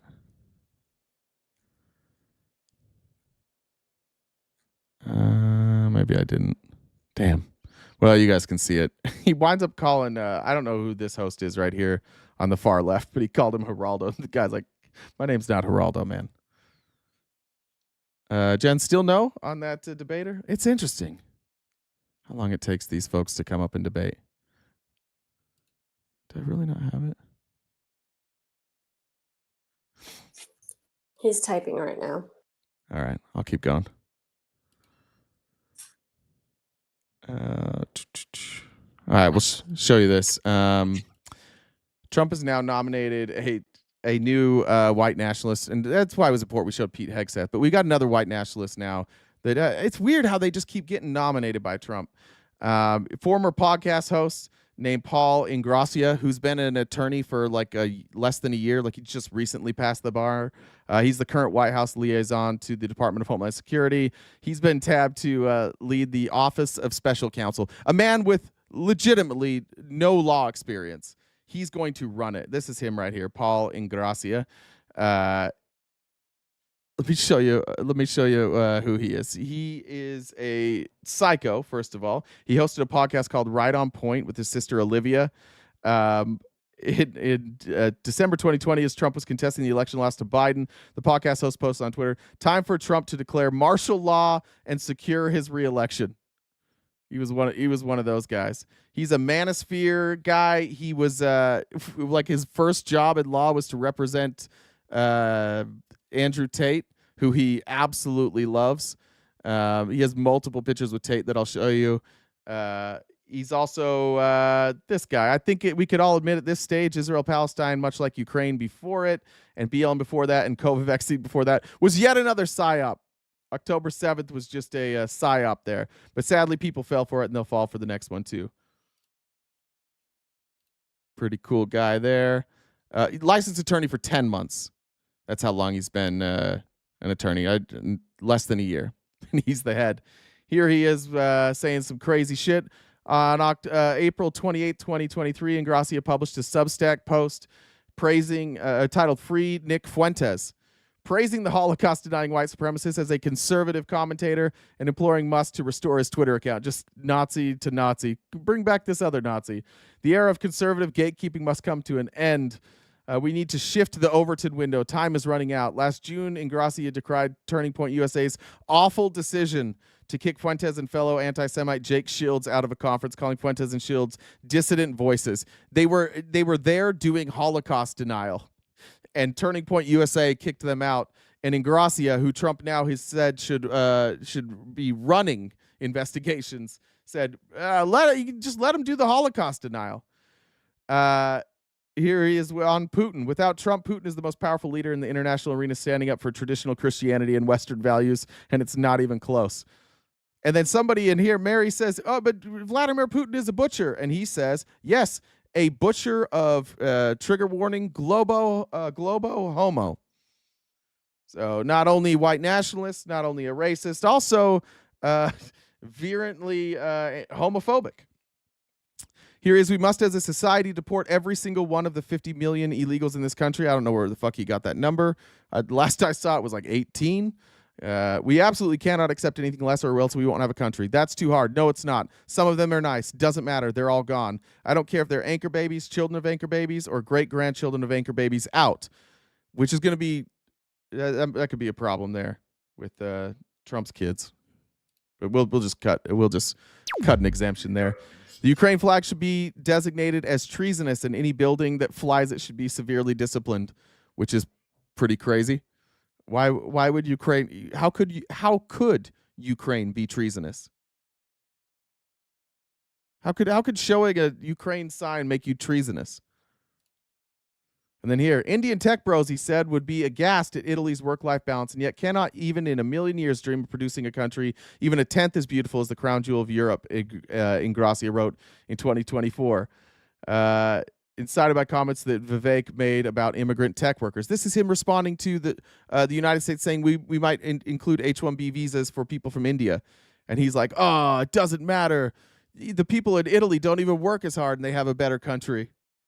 Later that day, Ingrassia held a predominantly European worldview centered on family, exclusivity, and a high quality of life over and against an Oriental one, which myopically sees GDP growth decoupled from a grander, more comprehensive vision of the good life as the ultimate aim for society. Tech had its heyday. Now it's time to return to the real world and not this dystopic counterfeit engineered by entitled foreigners who have nothing but contempt for America and our values, as demonstrated by this recent debate. Here's his Substack, Free Nick Fuentes. He got Nick Fuentes there on the throne. Here he is responding to Nikki Haley, who said on October 7th, this is not just an attack on Israel, this was an attack on America, which, fuck Nikki Haley for that. Finish them, Netanyahu. They should have hell to pay for what they've just done. Ingrassia said, it's rich that we allow ourselves to get lectured by a person called Nimrata Randhawa about American values. Just like pure, unabashed racism. Why would we let somebody with an un-American name talk to us about being American? I got news for you, dipshit. Ingrassia is not an American name.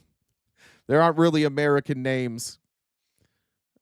Trump is not an American name. My last name's not an American name. All of our last names come from somewhere else. Here's Ben Shapiro and Nikki Haley are not American. Why? Because she's what's her heritage? Is she? Her mom was Indian, and Ben Shapiro's what? Jewish. Yeah.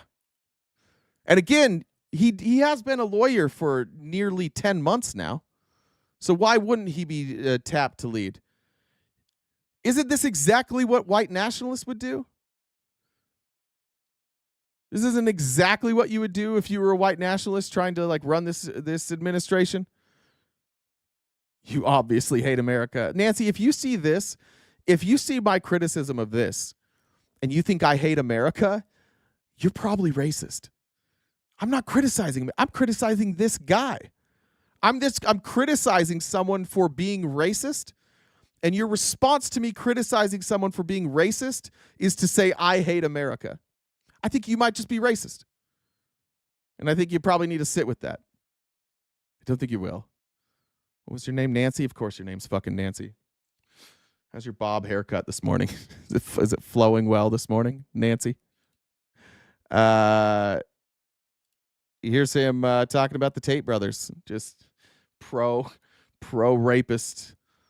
There's this Trump announcing that he was going to head the United States Office of Special Counsel. He's a highly respected attorney. Highly respected. In the 10 months of practicing law and representing Andrew Tate, he's become highly respected. Writer and constitutional scholar who has done a tremendous job serving as my White House liaison for Homeland Security. Paul holds degrees from both Cornell and Fordham, where he majored in mathematics and economics, graduating near the top of his class. Congratulations, Paul. I don't know if any of that's true. I haven't checked that, so take it for what it's worth. Here he is talking about Andrew Tate. He's obviously there while Tate's being interviewed by Tucker Carlson. Says Team Tate was led by Cobra Tate and Tate the Talisman. Team McBride was led by McBride Law, New York City. Team Tucker was led by a magnificent Tucker Carlson. God, however, was the one who led us all. Get ready, world. The internet is about to break. God was behind the Andrew Tate rapist movement. That's what God is pro Andrew Tate. Like, honestly, what the fuck are we doing at this point? What the fuck are we doing? We can't agree on this I honestly swear to God, I thought when I played this, I thought the Republicans were going to be like, yeah, I don't know about this guy. But instead, you're like, yeah, fuck him. Why are people, why is Nikki Haley allowed here? Why is Ben Shapiro allowed here? They're not American? They should be kicked out. Ben Shapiro and Nikki Haley. This is him calling Ron DeSantis Ron homo. Just homophobic. Here's Laura Loomer talking about Justin Trudeau getting divorced. Makes a homophobic statement about him. And then Paul, he can't be outdone by Laura Loomer. Still less homo than Ronnie D. Taking shots at Ron DeSantis there, too. As if calling them gay is some sort of slur. That highly respected lawyer, guys. Highly respected. Still no go with our guest, huh, Jen? Go ahead. Do we want to push it off to next week? I mean, he was trying to get resettled somewhere else. I know Friendly Friday's What the hell does he need? I don't know. I don't know. I'm not there. I have no idea. Yeah. Someone else just DM'd me. I don't. Whoever gets up first can do it. We only got about 30. Wait, no, we have 10 minutes. Yeah, that's why I'm wondering if we should. Someone else just messaged me. It's amazing. I don't know if bring up if that other person's ready to go now. I'll give some extra time. I've got some extra time today. I'm trying to figure it out. Okay. I'll let you know. Cool. Were any Republicans like? I wasn't reading the chat. None of you have a problem with that. Is there a single Republican in here who has a problem with that pick? Is any of that disqualifying to you? I want to know if there's a Republican in here who thinks that's disqualifying. That like that guy probably shouldn't be there. They always, yeah. Look, they all know. The truth is, they talk big until they get nervous. They find out they're about to go live. They get real nervous, and then they don't show up. It's what happens every time. It's why I have to go to L.A. and film Jubilee episodes because we can't get anybody. Okay, it looks like someone he might be in the. All right, I'll hop in there. Is this the Libertarian guy? It's Richard, I think. Whatever. I had the screenshot this time. Yeah. Okay. Thank you, Jen. Hey, Richard, what's up? Hey, what's going on, bud? How are you doing today? Good, man. How are you? Just finished up some things. Was watching paint dry when I come across your stream, and I'd seen you one or two other times. So I figured I'd hop in and we'd have a little discussion here, because there's some things that we definitely agree on, and then there's some things where we absolutely disagree on. Okay. And I've been registered independent my whole life, so I thought it might be a good one-to-one comparison as to, your stance versus mine, even though we come from the same general areas, right? Okay, sure. Let's go with just what you disagree, so that people will be bored if we just sit here and agree with shit. Well, I did want to say that I do agree on your last point there, that we should absolutely be criticizing Marco Rubio for his retarded stance. I'm sorry, don't. Yeah, please. Yeah, thank you. It's all right. You caught it. I appreciate that. It was, we'll say, smooth brain to say the least, because in a country that has free speech rights, you should be able to say whatever you want. Yeah. Right, and that's the beauty of what makes this country great. Some of the areas where I disagree with you on is some of the takes that you had earlier in the stream. So I don't know if you care to rehash those, or if you just want to continue on from where you were at there. Yeah, jump into it. Without being too disrespectful, I do think that you were projecting some of your own issues and maybe some of your own past onto some of the other people. You're talking about the daddy issues thing? Yeah, I thought that was a little weird. Why? You admit to having your own daddy issues. Yeah, so it seems like I would probably know what they look like, right?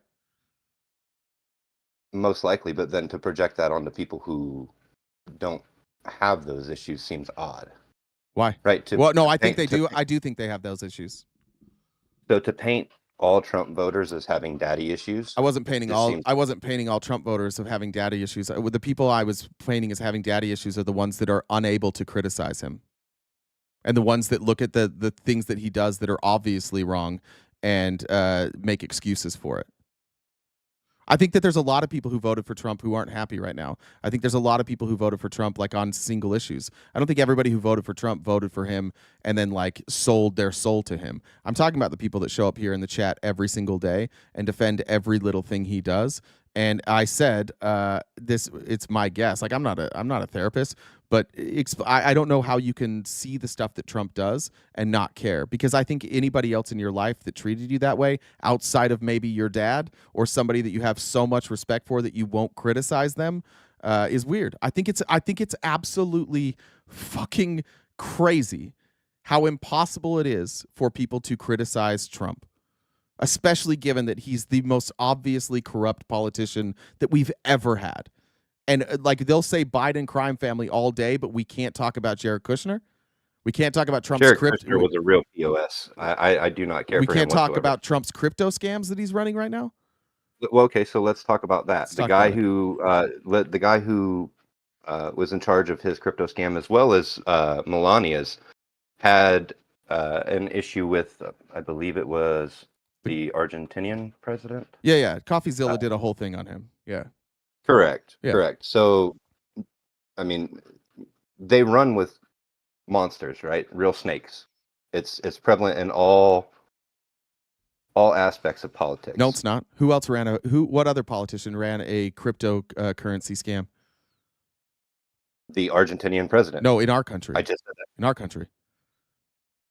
How and long? by the way, okay. but there is a difference between Milei's cryptocurrency. So Milei, there is no evidence that Milei profited off of that. By the way, he claims No, the money just went to his sister. Correct. Well, maybe correct. It's hard to trust what we're getting out of there. But Milei, at least there was like some distance between them. And what Milei did was wrong too. But Trump is getting like 80% of the fees. Okay. It's not openly corrupt. I see people doing rug pulls left and right. What on other cryptocurrency. politician in our country I has think ever done it? Okay, so how long has it been around? What, rug pulls? No. The crypto and NFT. Well, garbage. I mean, crypto's been around for a while. The earliest I heard of it was in like 2007, I think it was, maybe 2008 was when I first became aware of it. I think crypto was like 50 cents at that point. But it's been around for a while. But these type of rug pulls, like this really became a big issue like during COVID. That's when you started rugging. And frankly, like the US government wasn't ready for it. And they've had to create new departments to investigate these crypto scams. And all of these crypto scams just went away now. Now they're just legal. As soon as Trump came in office, he said we're not investigating those anymore. Why? So he could do one.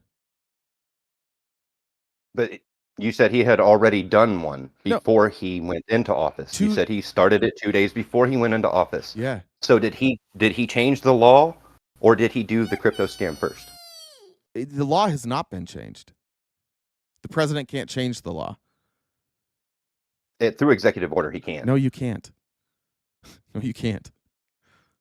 It's not direct legislation, but it's in effect a change of these. Yes. His executive order didn't change the law. He directed Pam Bondi in the Department of Justice not to investigate crypto scams. So they're just doing nothing.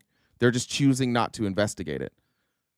And for good reason, right? How bad's it going to look when he goes after the Hawk Tuah girl and he did the same thing except for he made way more money? So I think crypto's garbage all around. Okay, but I'm talking about the only president. Been prevalent. There's only been money in it for the past few years. But there wasn't major money in it. I don't care. Okay, I don't care. There's only been 2 presidents that had the option to do this. Oh, okay, and one of them didn't do it, right? Right, because he could barely form sentences. Oh my God. So it's everybody would have done it. See, this is the problem with every Trump supporter. And I don't believe you're a libertarian. Everybody would have done it. I don't believe you're like an independent I think you're a Trump supporter. You're now making excuses. You're making excuses for him. Because it was Excuse the me. better Excuse of me. two That was the middle of my sentence. That was the middle of my sentence. Garbage. Excuse me. That was the middle of my sentence. You're saying that the reason you don't care is because in a hypothetical world, somebody else would have done it, so you don't care. And this is the problem that I have with all Trump people. You guys defend crimes that he does. Why can't you just say he's a fucking criminal? Why can't you say that? Because if he was, why has there not been any convictions or anything? Because Everybody he's running the Justice Department. Because he instructed his attorney. 4 years. He wasn't running a crypto scam for 4 years. Right, but he was being investigated. He was being investigated. He was being investigated and convicted of crimes during those 4 years. And you guys, we can't get anybody to care about that either. No, he was being charged. He got convicted for 34 felonies. Convicted. An indictment. No, Convicted. It went to court. A jury ruled that he was guilty. They tried to appeal it. The appeal didn't hold up. He is guilty of 34 felonies. He is a convicted felon. Okay. What 34 were they? Jesus. How do you not know this? Honest to God, how do you not know this? Pretend like I am coming into this I asked with you a real I asked you a real question. How do you not know this? Pretend that I'm coming into this with please no answer my knowledge question. whatsoever. Please answer my question. I think you are coming into it with no knowledge. I don't think we have to pretend. Okay, so proceed that way. No, but why do you think you don't know this? You just said that I know nothing. You Let's just said proceed that as if listen, I know brother, nothing. I heard you say pretend. I don't care. I'm not playing by your rules. I'm asking you why you don't know that the guy in the White House is a convicted felon. How do you not know that? Let's proceed as if I know nothing. Are you going to keep saying the same fucking thing over and over? I said I don't care about that. Yes, I'm asking you a question. Why do you not know that? Let's continue as if I know nothing about this Okay, he was conversation. convicted of 34 felonies. What he did is he took illegal campaign contributions where the guy who gave him the illegal campaign contribution went to prison for this exact crime. And then to cover up that crime, he wrote the reimbursement as law services. And that is a felony. So who was it that Michael Cohen wrote him off the... Okay. All right. That's what I wanted to get. So Michael Cohen should go to prison. Michael Cohen should go to prison for the crime, and you didn't even know that Trump was convicted of it. You don't see a problem when somebody's a convicted felon that may face jail time, and then during that time, the Supreme Court rules that when you're the sitting president, you can't do anything. You can't charge a sitting president. And so this guy runs for office, commits a felony, runs for office, and now he'll never face the consequences. And immediately when he gets into office, when were the felonies committed? What? When were the felonies committed? In 2016. Okay. Maybe 2017, those 2 years. Okay. So why was he not put in jail from 2021? You cannot prosecute a sitting president. He entered office in 2020. Oh, I'm explaining it. Pretend you don't know anything. He was not in office I'm from explaining 2021 to 2024. Excuse me. They couldn't prosecute him while he was in office. Once he left office, you had to bring the charges, and they brought the charges. And then what Trump did, Trump and his attorneys, it was delay.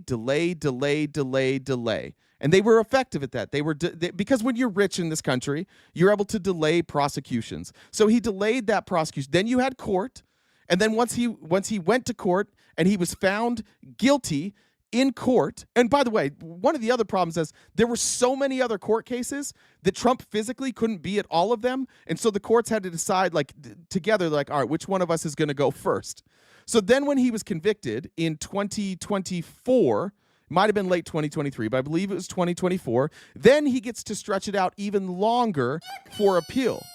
It was 2024. Then he appealed it. And then while all of this was still going on, he won the presidency, he assumed office, and there's a standing rule in this country that you can't prosecute a sitting president, so it all just went away. And then, right before he enters office, he sets up this scam Ponzi scheme with cryptocurrencies, which he's operating now and raking in hundreds of millions of dollars from foreign entities. We have no idea who is giving him money. No fucking clue. And he's running it right in front of our eyes. It is absolutely insane that somebody so remarkably stupid has convinced all of you guys that the system is rigged against a white billionaire former president.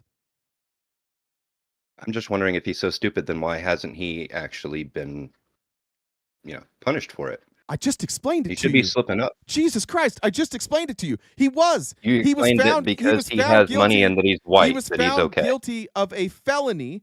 And the only reason he didn't pay the consequences for the felony is because a bunch of people like you don't give a shit, so you voted him into office. And now we can't put him in jail because His he's in crimes office. is much, much less than what everybody else is doing. All politicians are corrupt. You're so full of shit, man. This is all of you. This is why I say I think you guys have daddy issues. You are unwilling to even open your mind to the idea that a guy that's committing crimes is a fucking criminal. It's crazy. Like, I grew up in a cult. You're just like them. I can present you obvious evidence and you figure out some way to be like, no. Mormons. I was a Mormon. Oh, I'm sorry, brother. Dude, what you're doing is so much fucking dumber than what they're doing. At least the Mormons I grew up with, like, weren't around in the 1830s to see Joseph Smith commit the crimes. So there was like at least some semblance of, oh, I didn't know that happened. But this is happening in front of your face. Yours is dumber. I feel much worse for you because this is right in front of your face. And you're like, no, it's not happening. If everybody else would do it if they could. It's crazy, dude. Like, no, I said everybody else is doing it. Who? I didn't say everybody else would do it if they could. Who else everybody else is doing it. Who else is doing it? Nancy Pelosi was asked directly about insider trading and she laughed it off. She's running a cryptocurrency scam? No, she's running an insider trading scam. Is it illegal? Is it illegal for her to trade stocks? It's illegal for her husband to, and no, that was his job. That was his job before they were married. That's been his career. Is it right? But for her, no, it's not illegal. For his trades to mimic hers to a T, and to assume that she's not talking to him. She doesn't make trades, dummy. He does. Yeah. So she's not opposed to abolishing insider trading. I think Nancy Pelosi is corrupt, but corrupt in a way that all the other politicians are corrupt, where they wrote the laws so that their corruption is legal. I agree with you that they legally are corrupt, but what they're not doing. Hold on. What they're not doing is breaking law. I agree, and I support any legislation. I do not think members of Congress should be allowed to trade stocks. But what you're doing right now is you're playing whataboutism to not address the fact that what Donald Trump is doing and has done is against the law, and he was convicted. And you don't want to address that. You want to play whataboutism for Nancy Pelosi, which makes me believe that you are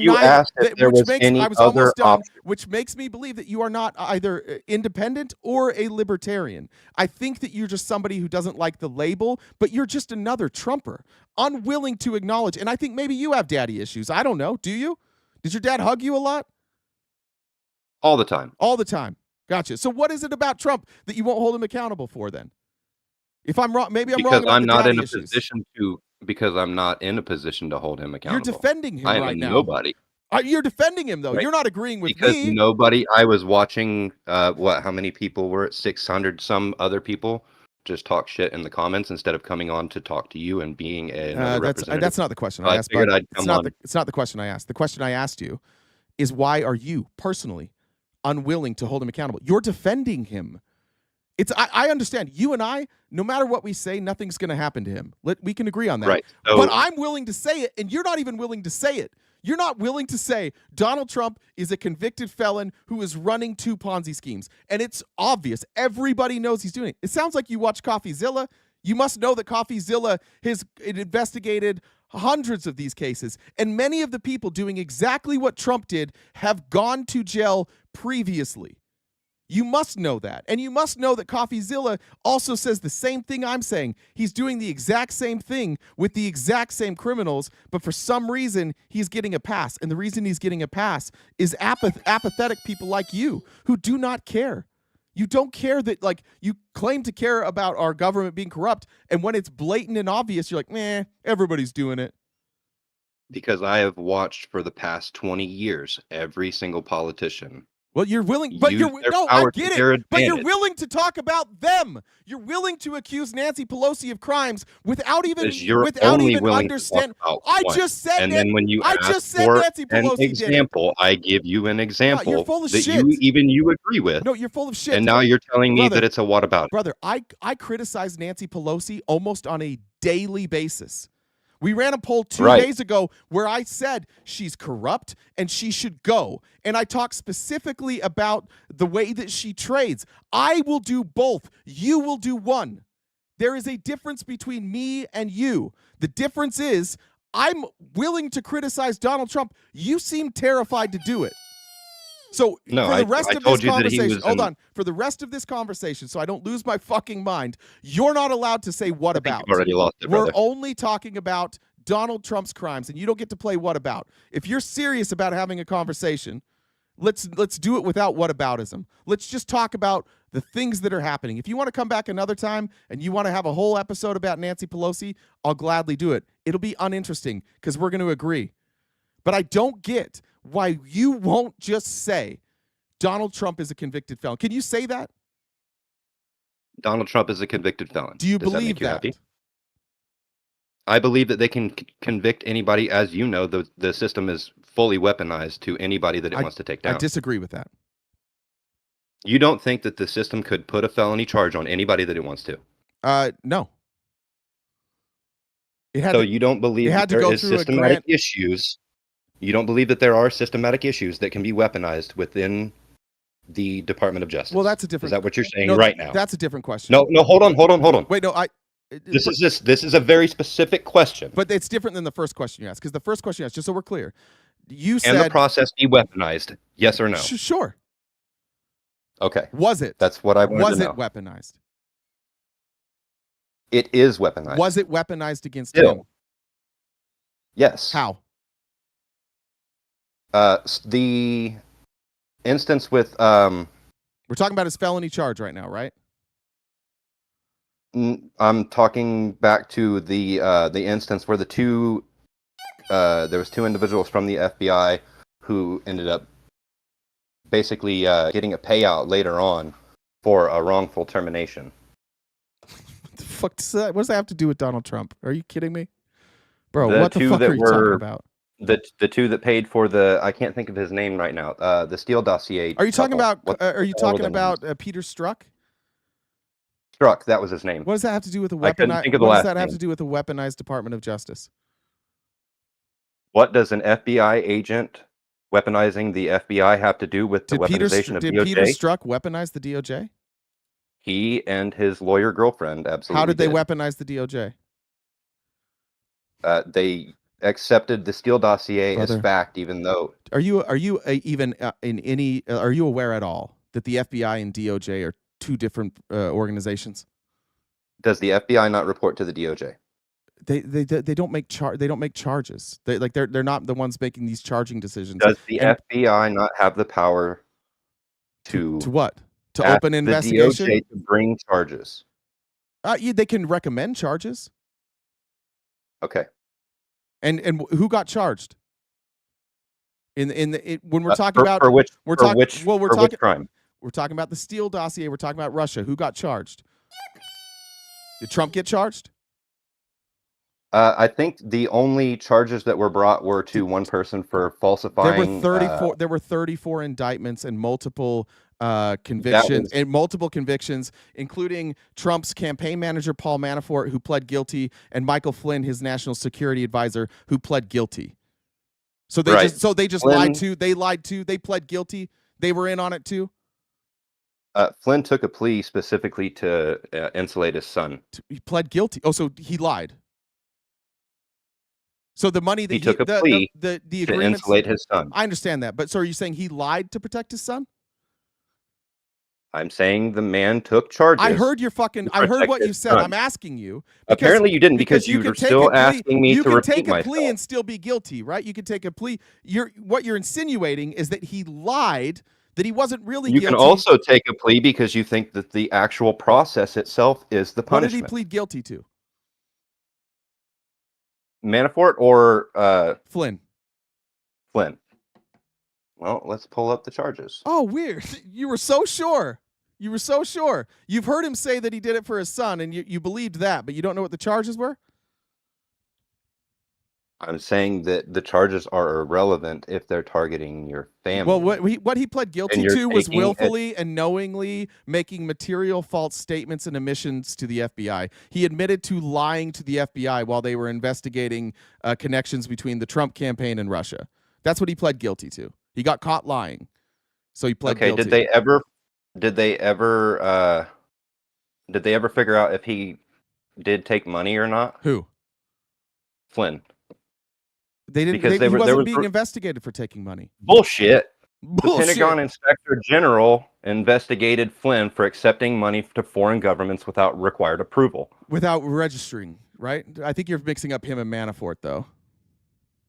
No, I'll send you the link here. Because what he lied about was his connections, his conversations with Kislyak. That's what he was charged with, lying about his conversations with Kislyak.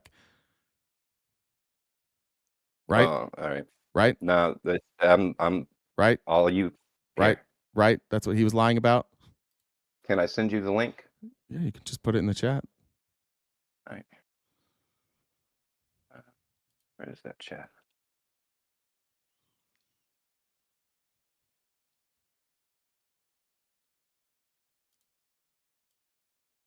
Oh, the YouTube chat or the Discord chat? Discord chat. Okay, I was gonna say I should have just dropped it there. So, do you notice how you've successfully gone away from talking about Trump's crimes, though? I asked you not to do whataboutism, and you went immediately to whataboutism, and now it's more whataboutism, and now it's more whataboutism. How come it's impossible to ever get anybody to just discuss Donald Trump? How is it that we're on Michael Flynn now? Because you don't want to talk about it. Because none of you want to talk about it. None of you ever want to think this guy did anything wrong. I can rehash the conversation. I can rehash the last 10 minutes of the conversation if you want. Just rehash the part where I asked. DOJ had been weaponized. I said yes, it had. I gave you an example. And now we're talking about the FBI. Which then led to which is not the DOJ. You said Carter Page weaponized the DOJ, which he didn't do because he didn't run the DOJ.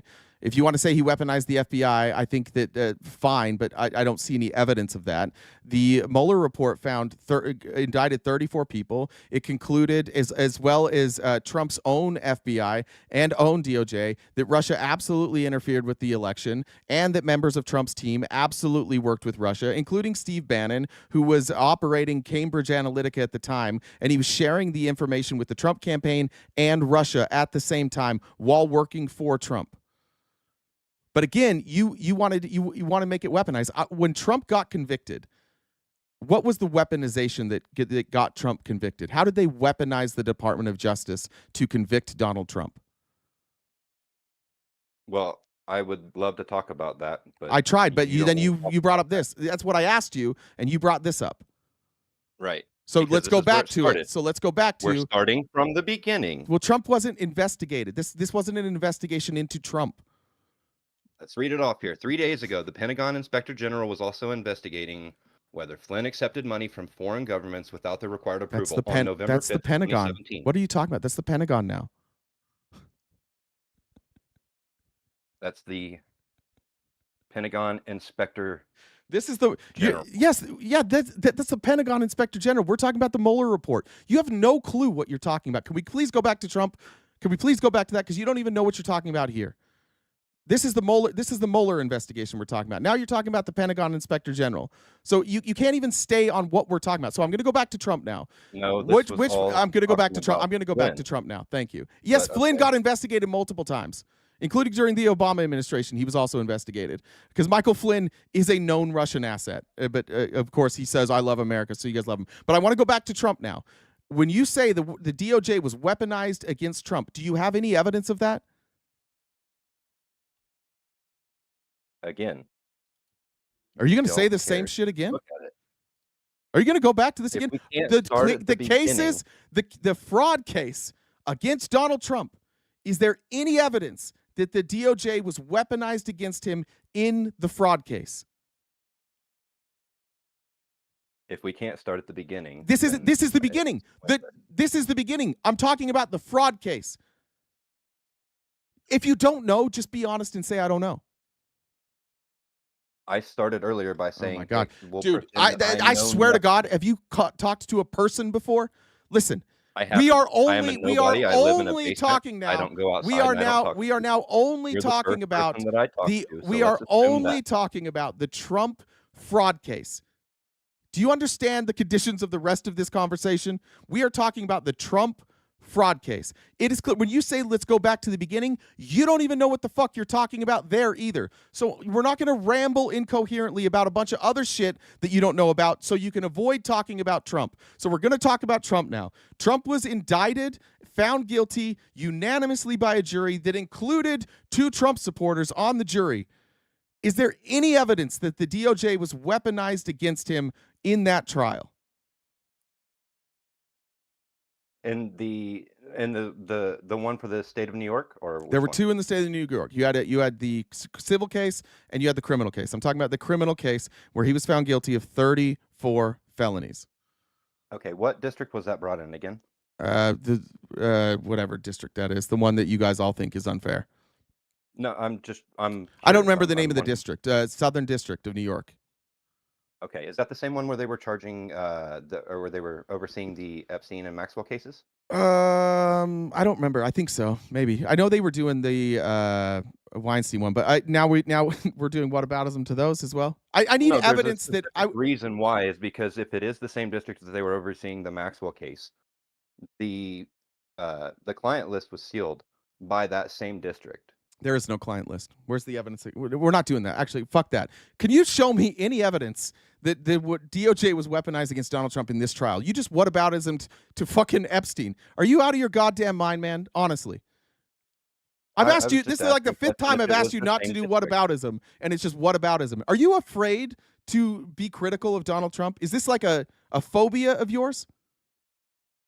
No, I just think it's disingenuous for you to The word's disingenuous, and yes, I'm talking about a specific case. Can you give me any concrete evidence that this case was weaponized? By the way, you had to have enough evidence to even bring the case. You had to have a grand jury approve it.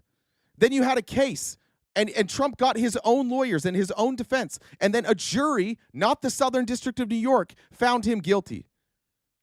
You cannot, if the Southern District of New York is weaponized against him, if they're going against him, now you've got to figure out how it was that they also convinced a jury unanimously with 2 Trump supporters on it. Well, it's pretty easy to convince a jury if you can control what evidence gets let in. What evidence was not let in? You asked a question. I gave you an example. Yeah, what evidence was not let in?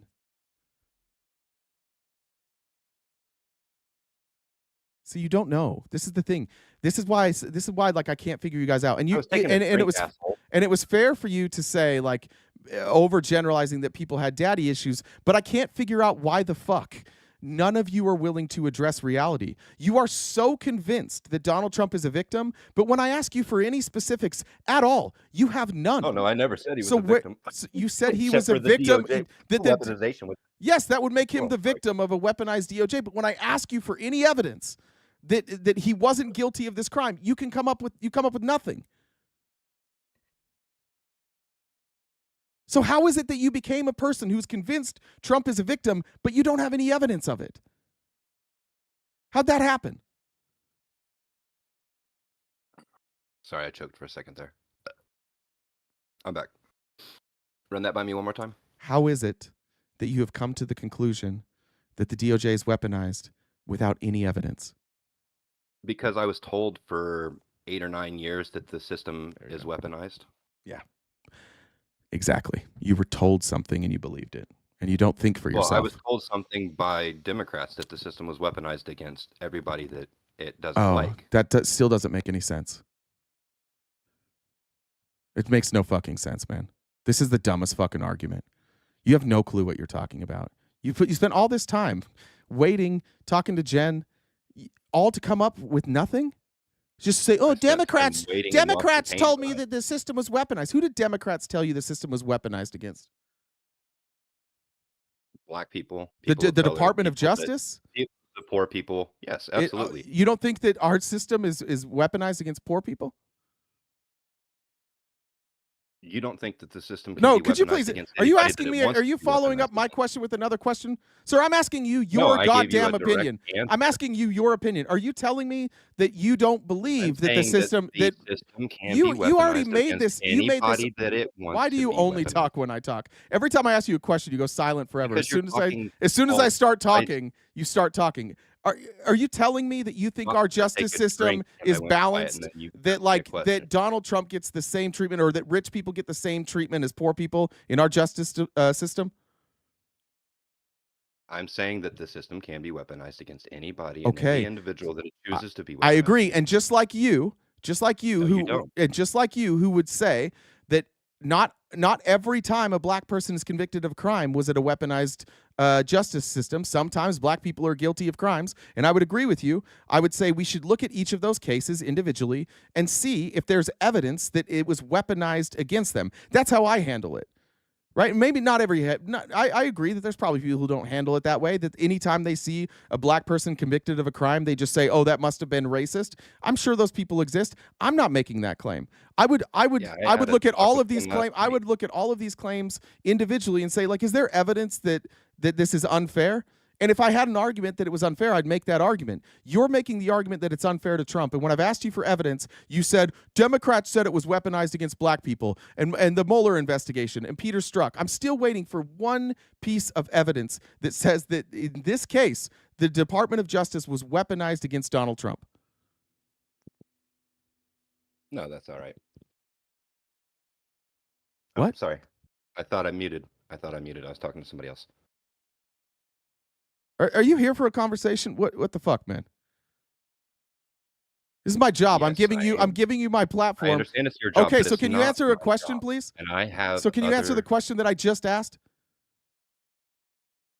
I thought I muted. Somebody had asked me. The question I'll ask it again.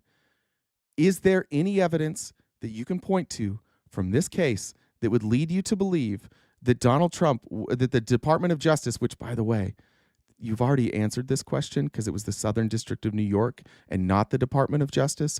But is there any evidence that you can point to that shows that this was somehow a wrongful conviction? Because that's how you would determine if it was weaponized, right? Like if it was an unjust conviction. His co-conspirator already went to prison for this. The guy that did the crime with him already went to prison. And Trump didn't go to prison. And Trump's the rich one. Trump's the president.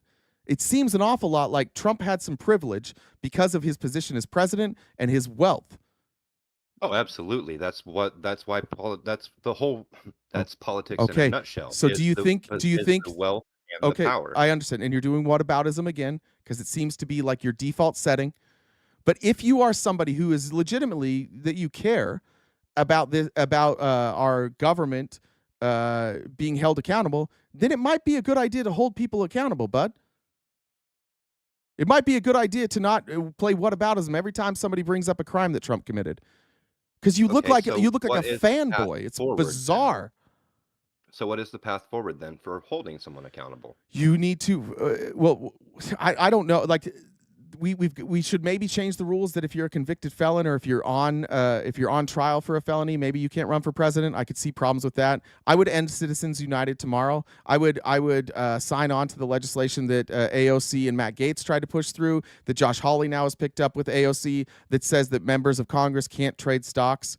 But what I wouldn't do is spend all day defending a guy who is a convicted criminal and trying to make a case without any evidence that that was a wrongful conviction. When Bob Mendez went to prison, nobody said shit. Nobody seems to care. When politicians get caught and they get sent to prison, nobody cares, unless for some reason it's Trump. And for some reason, Trump is the only politician ever in the history of this country, ever, who gets caught committing a crime. And most of the countries, half the country's like, fuck it, just let him do it. He's the only politician this has ever happened to. What did he go to jail for again? That name sounded familiar, but I don't remember. Taking bribes, not even bribes, just taking gifts from countries in the Middle East. The exact same thing Trump just did. He took gold bars. In his pockets. Yeah. But when Trump does it and gets way more money, it's no problem. When they flood his cryptocurrency with purchases and he picks up the fees, no question about that. It's fine. Everybody was ready to bury Gold Bar Bob. But good Lord, if we point out that Trump did the exact same thing, suddenly you guys are like, oh, no, we can't hold him accountable. It's so fucking weird that we have to have this conversation. Gold bars, or what? Were you talking about the gifts from the Saudis or the I'm talking about the real estate deals, which are just, by the way, it's not even, they position it as a real estate deal. They're branding deals. Basically, in Saudi Arabia, they're building buildings. They're doing everything. Trump is doing nothing. And then they're just giving him a check to put his name on it. In 2025, all things are branding deals, unfortunately. I don't care. I don't care. They're giving him money. Okay, so I agree with you that we should put a bar on all politicians trading. Okay, and receiving. so so now just look at what we did. Look how long it took for me to just get you to say Trump shouldn't do it, and even then you can't just say but hold on. Even then, what you said instead is I agree. All politicians. It is so bizarre the way that you guys act with Trump. I don't know why you can't just say Trump committed a crime. Trump is corrupt. Why can't we have that conversation with you without you bringing up everybody else? You didn't say that. You said your response was, I believe all politicians should be barred from taking gifts, which they are, by the way. We can pull up the transcript which they are, by the way. They actually, which they are, by the way, they are barred. But the problem is that the responsibility for holding the president accountable for openly taking bribes lies with Congress, and they won't do anything about it. They're just sitting there. He should be impeached. So why didn't they do anything about it before? When he wasn't in office. Congress is only responsible when he's in office. When he was out of office, guess who's responsible for charging him with crimes? The people who charged him with crimes. They did it when he was out of office, and the reason they're not doing it now is because the whole Republican MAGA independent movement, they're all owned by Trump. Whatever he tells them to do, they just do it. Congress had the majority. Democrats had the majority in 2024. They could have, or in 20.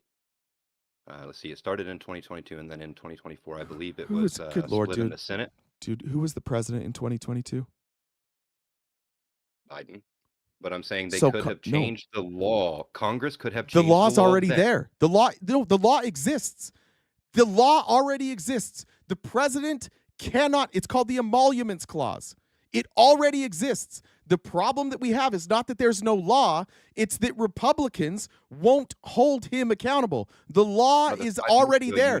The law is already there, my friend. It's there. It's been there for a long time. It was there from Abraham Lincoln when he wanted to accept 2 elephant tusks. And he went to Congress and he said, hey guys, since it's your job to hold me responsible for taking gifts and I have to report it to you, can I have these elephant tusks? And they said no.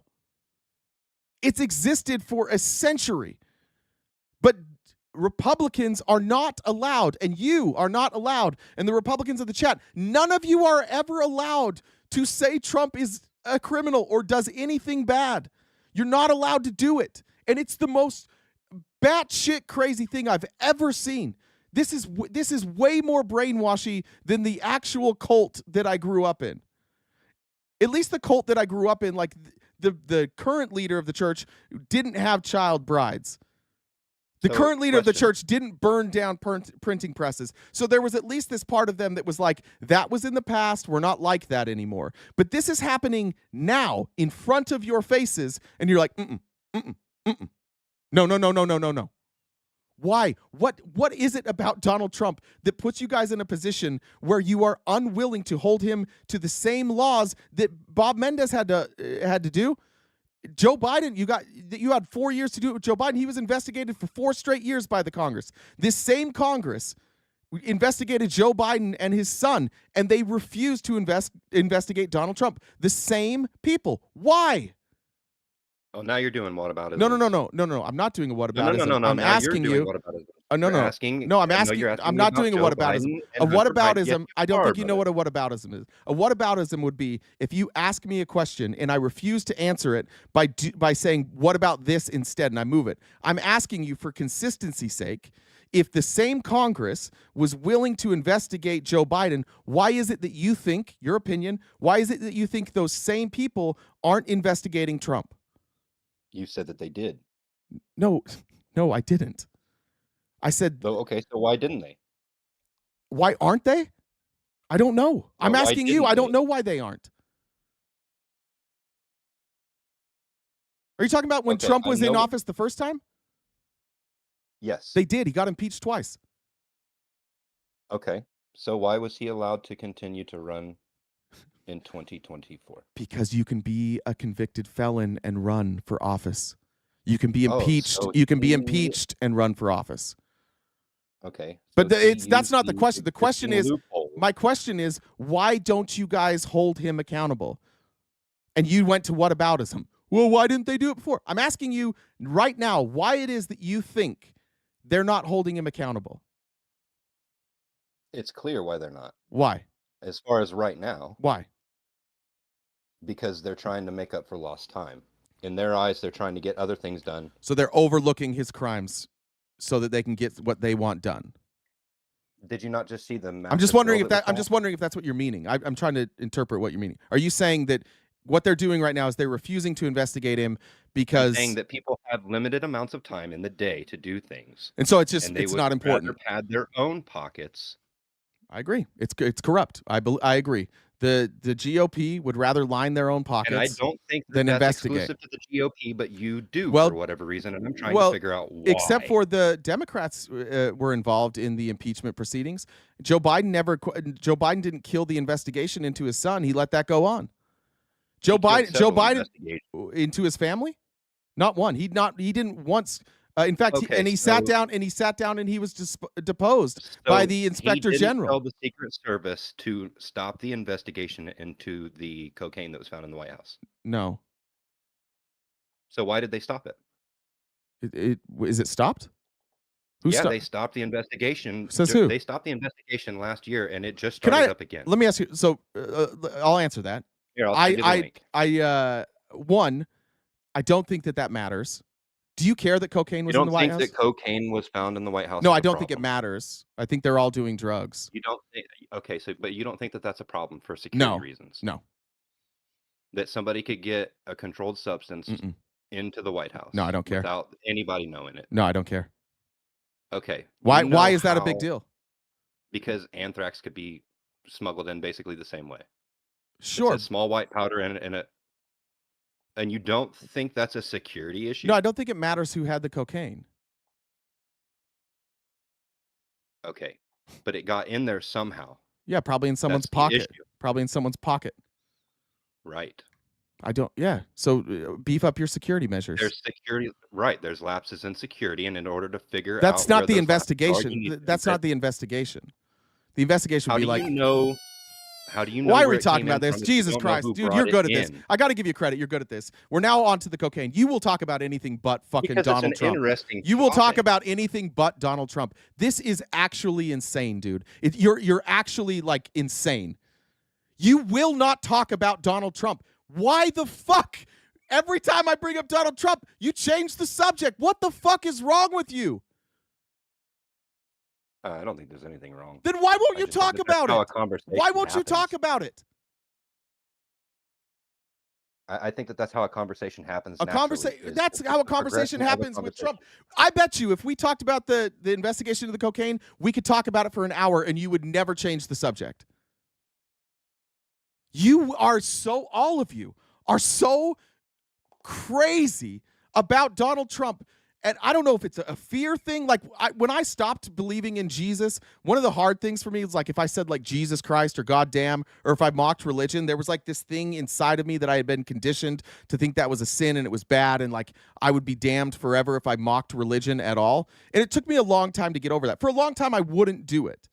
And that was conditioning that I had to understand and get rid of. And I think that you are a product of that same conditioning. I would guess that the circles you run in and the people that you know and the position that you've taken here is like, I'm crazy for bringing this up. You don't want to go down the Trump route because you don't have your facts right.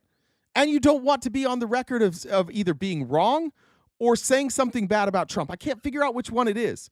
But you are unwilling to talk about Donald Trump being corrupt when he's the most obviously corrupt person. He's literally a convicted felon running Ponzi schemes, openly taking bribes. And every time I bring it up, you want to talk about something else. Why? The cocaine at the White House doesn't affect any of us.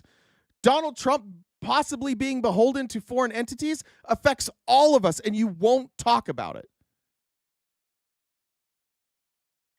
Oh, that's fine. Why, though? Why won't you talk about it? Because I figured you spend, what, 8 hours a day talking about it? I brought you up to talk about this. Oh, I thought you brought me up to talk about other things, like, you know. I brought you up to talk about these topics, and you said everything was weaponized against him. You can't show me evidence that it was weaponized. The department, you can't give me any evidence that they were. Then I bring up the crimes that he's openly committing that other people go to jail for, and you don't care. As soon as I bring up those other people, you're cool with that, and then but you won't talk about Trump. Now we're on to the cocaine. Then it's the Secret Service. Then it's Hunter Biden. No, you're the one who brought up Hunter Biden, brother. I brought up that Joe Biden, unlike Donald Trump, didn't kill investigations because you played whataboutism. You said everybody does it, but nobody has ever done this. This is the first time a president has openly taken bribes and run multiple Ponzi schemes. This is the first time. Did Joe Biden not kill the investigation into the origins? I don't know. Do you have a source on that? Yeah, here, hold on. The source you said DOJ reopens investigation. Remember, your claim is that Joe Biden killed the investigation. FBI reopened the investigation. Yeah, but your claim was that Joe Biden killed it. You understand that having it reopened, Joe Biden doesn't choose who and what is investigated, right? The Service was investigating. But you said Joe Biden killed it. I need to make sure that we get your claim. You claimed Joe Biden killed it. Who is the director of the Secret Service beholden to? That still doesn't matter, right? Because the director of the Secret Service could end the investigation without Joe Biden telling him to do it, right? Now, why would he do something like that? Because they probably couldn't figure it out. Worst case scenario. Like, honestly, worst case scenario. Worst case scenario is it was Hunter, who wasn't there that night, by the way. He didn't go to the place where it was found. So worst case scenario, scenario, somebody brought it in. I still don't care. And we're still, again, look how willing you are to talk about this. But will you talk about Trump? Nope. We went right back to cocaine. This is fucking crazy, dude. You're an adult human being, terrified to talk about the fact that our president is a criminal, an obvious criminal. I think it's pointless to talk about it because there is no path forward for you and I to do anything about it. Oh, but the cocaine's important to talk about because there must be a path forward for you and I to do something about that then, right? And about trading between people in Congress, like stock trade. Nancy Pelosi, you and I could fix Nancy Pelosi, right? All these other topics that you and I can't fix, those we're fine to talk about, but not this one. Yeah. Yeah. Hey, all right, Jay, man. I want to remind it's Friendly Friday. Yeah. So. All right, Richard. Listen, I think you know how this just ended. I think you know that you're unwilling to do this. You're a fan. You like Trump for whatever reason. You're unwilling to say negative things about him, and I think it's for the. And I think it's for the. I'm still talking. I'm still going. I'm still talking. I appreciate that. Thank you. And I think that it's for the same reason that people. And I think it's for the same reason. And I think it's for the same reason. And I think it's for the same reason that, like, when I left my cult for a long time, I didn't talk about the things that were problematic because I knew what would happen. I knew that the people I like, the people I talk about, and my own belief system would all come crumbling down. And I think you know that too. I think you know internally that this guy's a criminal and you're not willing to admit it to yourself yet. I think that's where we're at. This was one of the most bizarre conversations I remember having. I'll give you the last word and then I got to go. Oh no, it's all right. I figured you were just going to talk over me again anyway. You are the whiniest little bitch. Seriously, you took your last words big. You picked on me. Shut the fuck up, man. Grow up. That's crazy. All right, Jen, I'm ready. It's Friendly Friday. Let me read some comments. I'll drag us over to these. Do you want to do your announcement on how to get over there real quick? Yeah. So if you're in the Discord and you want to join Friendly Friday, if you want to go to the General VC, we'll start that here in 1 second. I sent you updated totals for the gifts if you want to add that up or put that on. Okay. So. All right. Amy said Trump runs with snakes. Yes, Trump runs with snakes. Benny said this was for Copperhead. Happy Friday. Thurman said attorney retainer to defend yourself against Jones. I'm going to need that. That Jones lawsuit's coming in hot and heavy. Tanya says keep up the good work and have a nice weekend. Amy said Trump said crypto was a scam, then started doing them. That's true. Danny, thank you for joining the Dollar Train, as well as Purple Kitty. Amy Lynn said a libertarian public interest law firm, the Liberty Justice Center. I'm not sure what that is in reference to. Then why don't Republicans find anything on Dems? Dean, thank you for the Cash App. Chris said for the gift gold. Thank you for everything you guys do and have a great weekend. Rory said starting the Dollar Train. Amy said Qatar said no plane unless Trump admits it's not a gift, and he called them and asked for a plane. I don't know about that. I may have missed that story. And then let me check here. Tim says keep up the good work and have a gummy or 10. We're going the green. I go straight green. Kelly, thanks for joining the Dollar Train as well. And I think that's it. All right. Jen, did you drag me over? Am I in the... I will. And I'll add it up.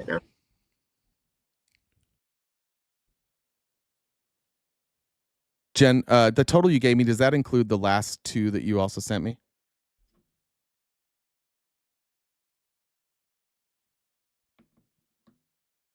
Either way, we took care of the goal. The goal's finished. All right. You've got all have you read everything? Yep. Got them all. Thanks, all Jen. Right. Hey, sorry, Jen. Sorry about rattling on forever. Hey, Swish. Happy Friday. Happy Friday. Happy Friendly Thanks Friday, Double Dad. You can't see it, but thanks for the tumbler. I am so glad that you like it. So is Tanya. We were so excited to send it to you. And that sucker will keep ice cubes cold for like 12 hours, like overnight, everything, hot coffee. Yeah, awesome. I love that so much. Yeah. That guy about wore me out. I may have to apply for some actual, you may need to pay me for having to go through that. That guy was exasperating. Oh my goodness. I don't have too much today. I am really excited to say that when I was a child, my grandmother, one of my favorite memories about her was she played the piano at every family gathering. She would play the piano and sing and all that. She was always a little disappointed that she just couldn't get me to take lessons, et cetera, et cetera. But as an adult, I have signed up for piano lessons. I'm excited to start them. You know, when I was a kid, I played piano by ear.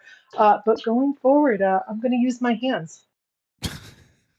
So that logically makes sense to me. So that took me a second. I like that one. Oh God. All right. That's all I have. I love you guys. Jen, you're fantastic. And I can't wait to see this on Sunday. I'm excited. Awesome. Sorry, sorry, Hannah, I missed yours. Thanks. Hannah said for RTP and Jen, thanks for your news every day. I thought I got that one. Oh, I missed a bunch of Cash Apps. I'm so sorry. I didn't realize that. Sorry. Edward said, thank you so much. I enjoy the show. Denise said, thanks for all you guys do. And TGIF. Charles said, Dollar Train. I think I got them all. Sorry about that. Thanks, Hannah. All right, who's next? Von Swede. Hey. Hello. Greetings. How's it going? Greetings from Sweden, yeah. I had a question for you, actually. In the Discord yesterday, somebody said there was a stench coming from Denmark. What was that in reference to? I'm not really I can't really remember. It was very unhinged last night. But yeah, but I mean, it's the law here that we have to make fun of Denmark. So when someone always, I take the bait. Is that the rivalry? Sweden and Denmark have a rivalry? Okay. Yeah, it's a sibling rivalry between the Nordics. You guys just get together and eat fish and enjoy healthcare together, but tease each other. I like that. Yeah, there's actually a law still that if a Swede crosses the waters on ice, a Dane is allowed to beat them with a stick. That's still a law. All right. That's fair. Yeah, because once we crossed the waters on ice, because, to invade them. Did you guys invade? I don't know the history. Did you invade each other a lot? Yes. Actually, Sweden doesn't have an Independence Day. We were always the occupier. So. Wow. Yeah. All right. We had a huge empire once upon a time. I don't know about that. I didn't know you guys were the bad guys. Yeah, we were. We used to own Norway, Denmark, Sweden, like Estonia, Latvia, Lithuania, Poland, Prussia, all of it. Well, all right. Fuck the Swedes, I guess, except for you. Okay, thank you. And well, actually, speaking of fuck the Swedes, I had a weird dream about you last night. So, and I don't know who influenced that, but I don't want that in my head anymore. Thank you. All right. I blame Bree. All right. Thank you. Yeah. So, anyway, what a week, huh? Yeah. What a week. You gotta What go. a week. You gotta go. Bye, Bye. Bye, Jen. Love you. Who's next? All right. Devo. Hey, Devo. Hi, how are you? Wonderful. How are you? I'm good. So all I have is I found a stupid joke, and I always worry I'm going to tell a joke and nobody thinks it's funny. So Story of my life. okay, so the other day, my wife told me to take the spider out instead of killing him. We went out, had a few drinks. Nice guy. He's a web designer.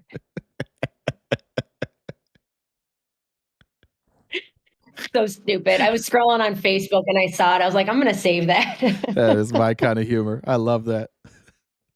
Say it again. That Sorry, was I had to disconnect when you were saying. Will you say it again? Yeah. So the other day, my wife told me to take the spider out instead of killing him. We went out, had a few drinks. Nice guy. He's a web designer. Yeah, Jen would like that one. I like my nerdy tech jokes. So that was it. Well, thanks. We'll talk to you later. You guys have a good weekend. See ya. Megan said, great shows this week as always. Thanks, Jay and Jen, for all you do. Can't wait for the Jubilee. Thank you.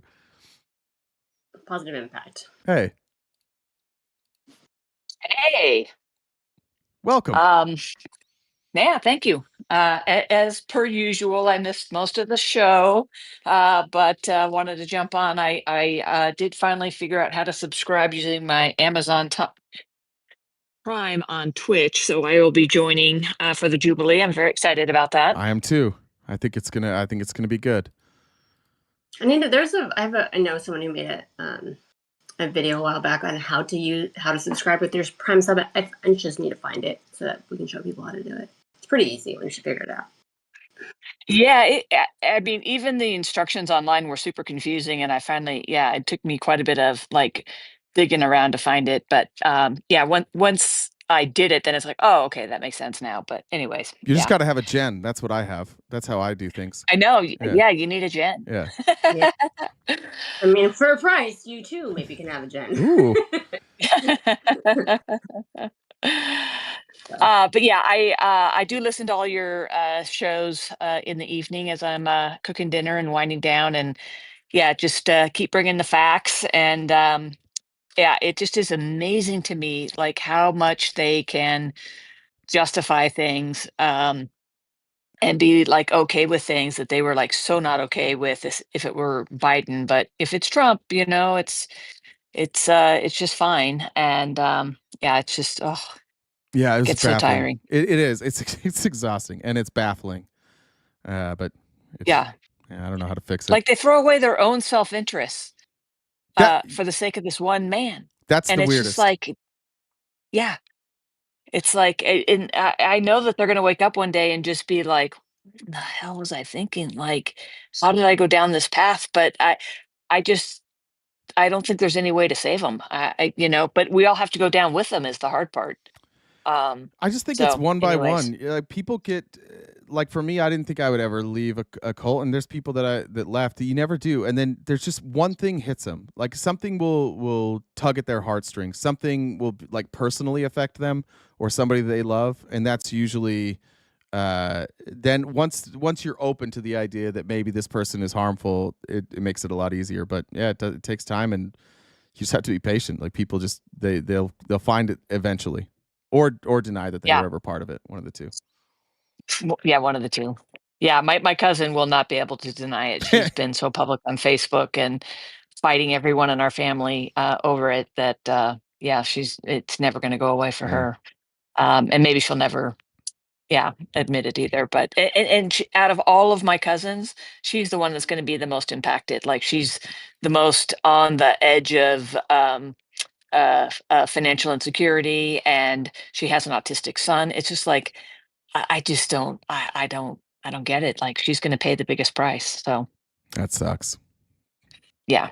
So, well, I see my time is up, but keep up the good work. It's good talking to I you. really appreciate you guys. Yeah, All we'll right, see you on take care. Sunday. See ya. Right, bye. Someone asked in the chat, you missed the Jubilee announcement. It's going to be 4 Pacific.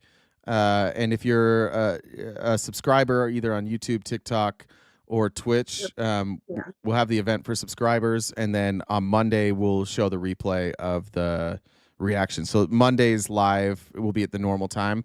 It just won't be a live. It'll just be that premiering.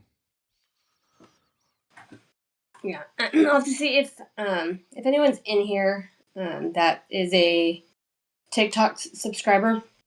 If you want to send me a DM or something like that, so I mean I can go probably look for you, but if you want to send me a DM on Discord so I can see, well, because I'll probably have to just create a custom role or something. We'll get it there. So, all right, D. I'm gonna skip Cam. Hey, D. D Freezy. Yeah, what's up, man? How you doing? Good, man. How are you?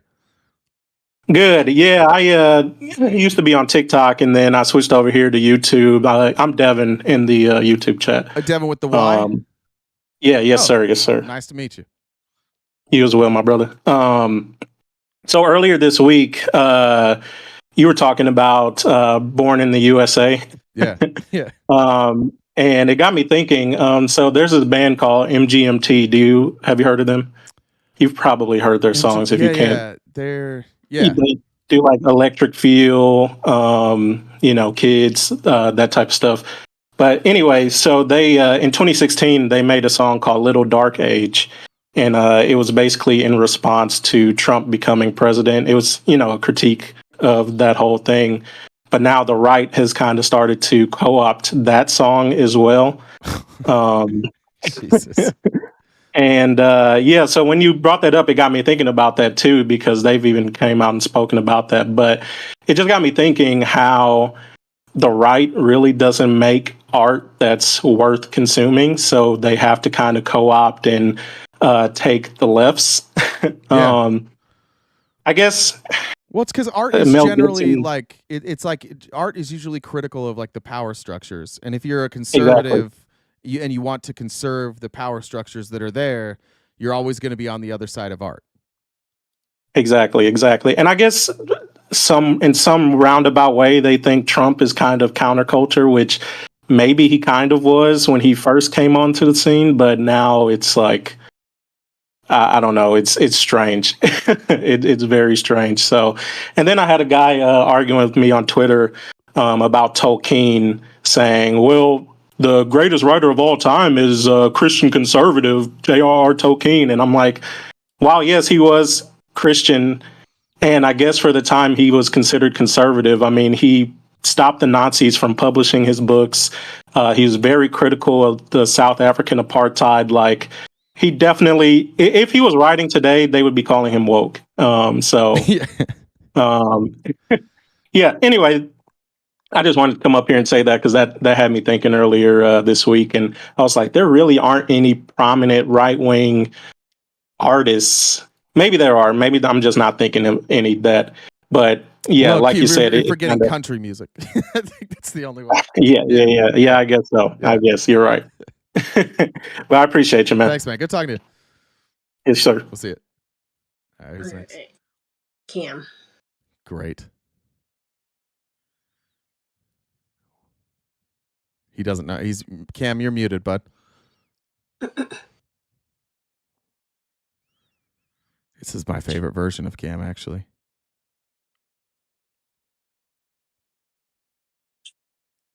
Cam. All right. Is he? We'll skip him. Go to Is there- someone. Go to whoever's All next. right. Yeah, it still looks muted. Mr. Jones's bus. We found it. It's finally here. Mr. Jones' bus. Mr. Jones' bus.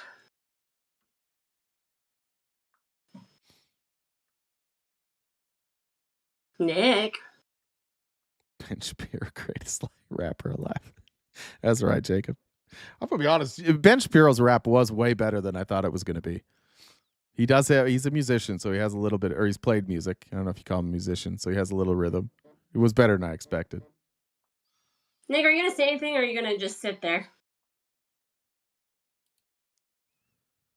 All right, fine, Mr. Jones' bus. Not you coming in and being all sneaky like. Shocking. All right, Mama Aurora. Hey. Jay, look at our dams. Yes, ma'am. What's up, Mama? All right. Can you hear me? Yep. Amazing.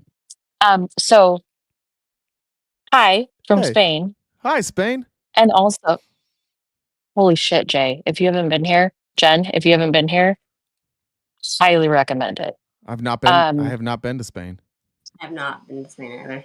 We're not crazy for wanting, basic human fucking rights. And yeah, so I just wanted to say I haven't listened to anything at all pretty much this whole week. But I'm looking forward to listening to all of the replays on my 13-hour flight back. Ooh. I heard about the Jubilee. That's awesome. Yeah. Very happy for you. Yeah, I mean, really, that's it. I don't have anything to say other than hi. And I actually got to catch you guys because right now it is 10 p.m. Where I'm at. So Well, tell Spain kinda that we wild. say hi. They'll know what we mean. I will. Yeah. I mean, France. We'll see how they take it. No, I'm joking. The French don't like me. French don't like anybody. That's from true. what I understand. I think it's From mutual. America. I think it's mutual. Right. Yeah. So, anyways, yeah, I'm gonna go pass out because I've been up since 5:00 a.m. Spain time. Well, enjoy your trip, your flight home. I hope you have an edible or something. I'm gonna need one. Might have to sneak one. Good. All right, bye, guys. Trip. We'll see you.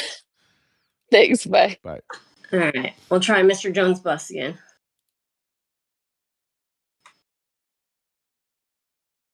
All right. Just doesn't. You know what? Maybe just doesn't know how to use Maybe doesn't know how to use Discord. Maybe. It's very possible. Nick, you sent a voice chat in regular general chat yesterday, and this is disappointing. It's been weird to see the name changes. I think he was Mr. Jones' #1 fan yesterday, and then Was he? Yeah, now Mr. Jones bus. I didn't know he was. I didn't know he was in like that with Mr. Jones. I mean, what I love is that I wasn't even around and I got blamed. Oh, does somebody else do it? Right. That's crazy. It's crazy. Mm-hmm. All right, who's next? Bree. Hey, Bree. Hello. Can you hear me okay? I can hear you. Yay, okay, good. I guess hi Jen. Hi to you too. I guess I won't do as much small talk today. Yes. See, now that just makes me wanna, small talk. No, how's talk your week big. going? No, talk big. Let your light shine.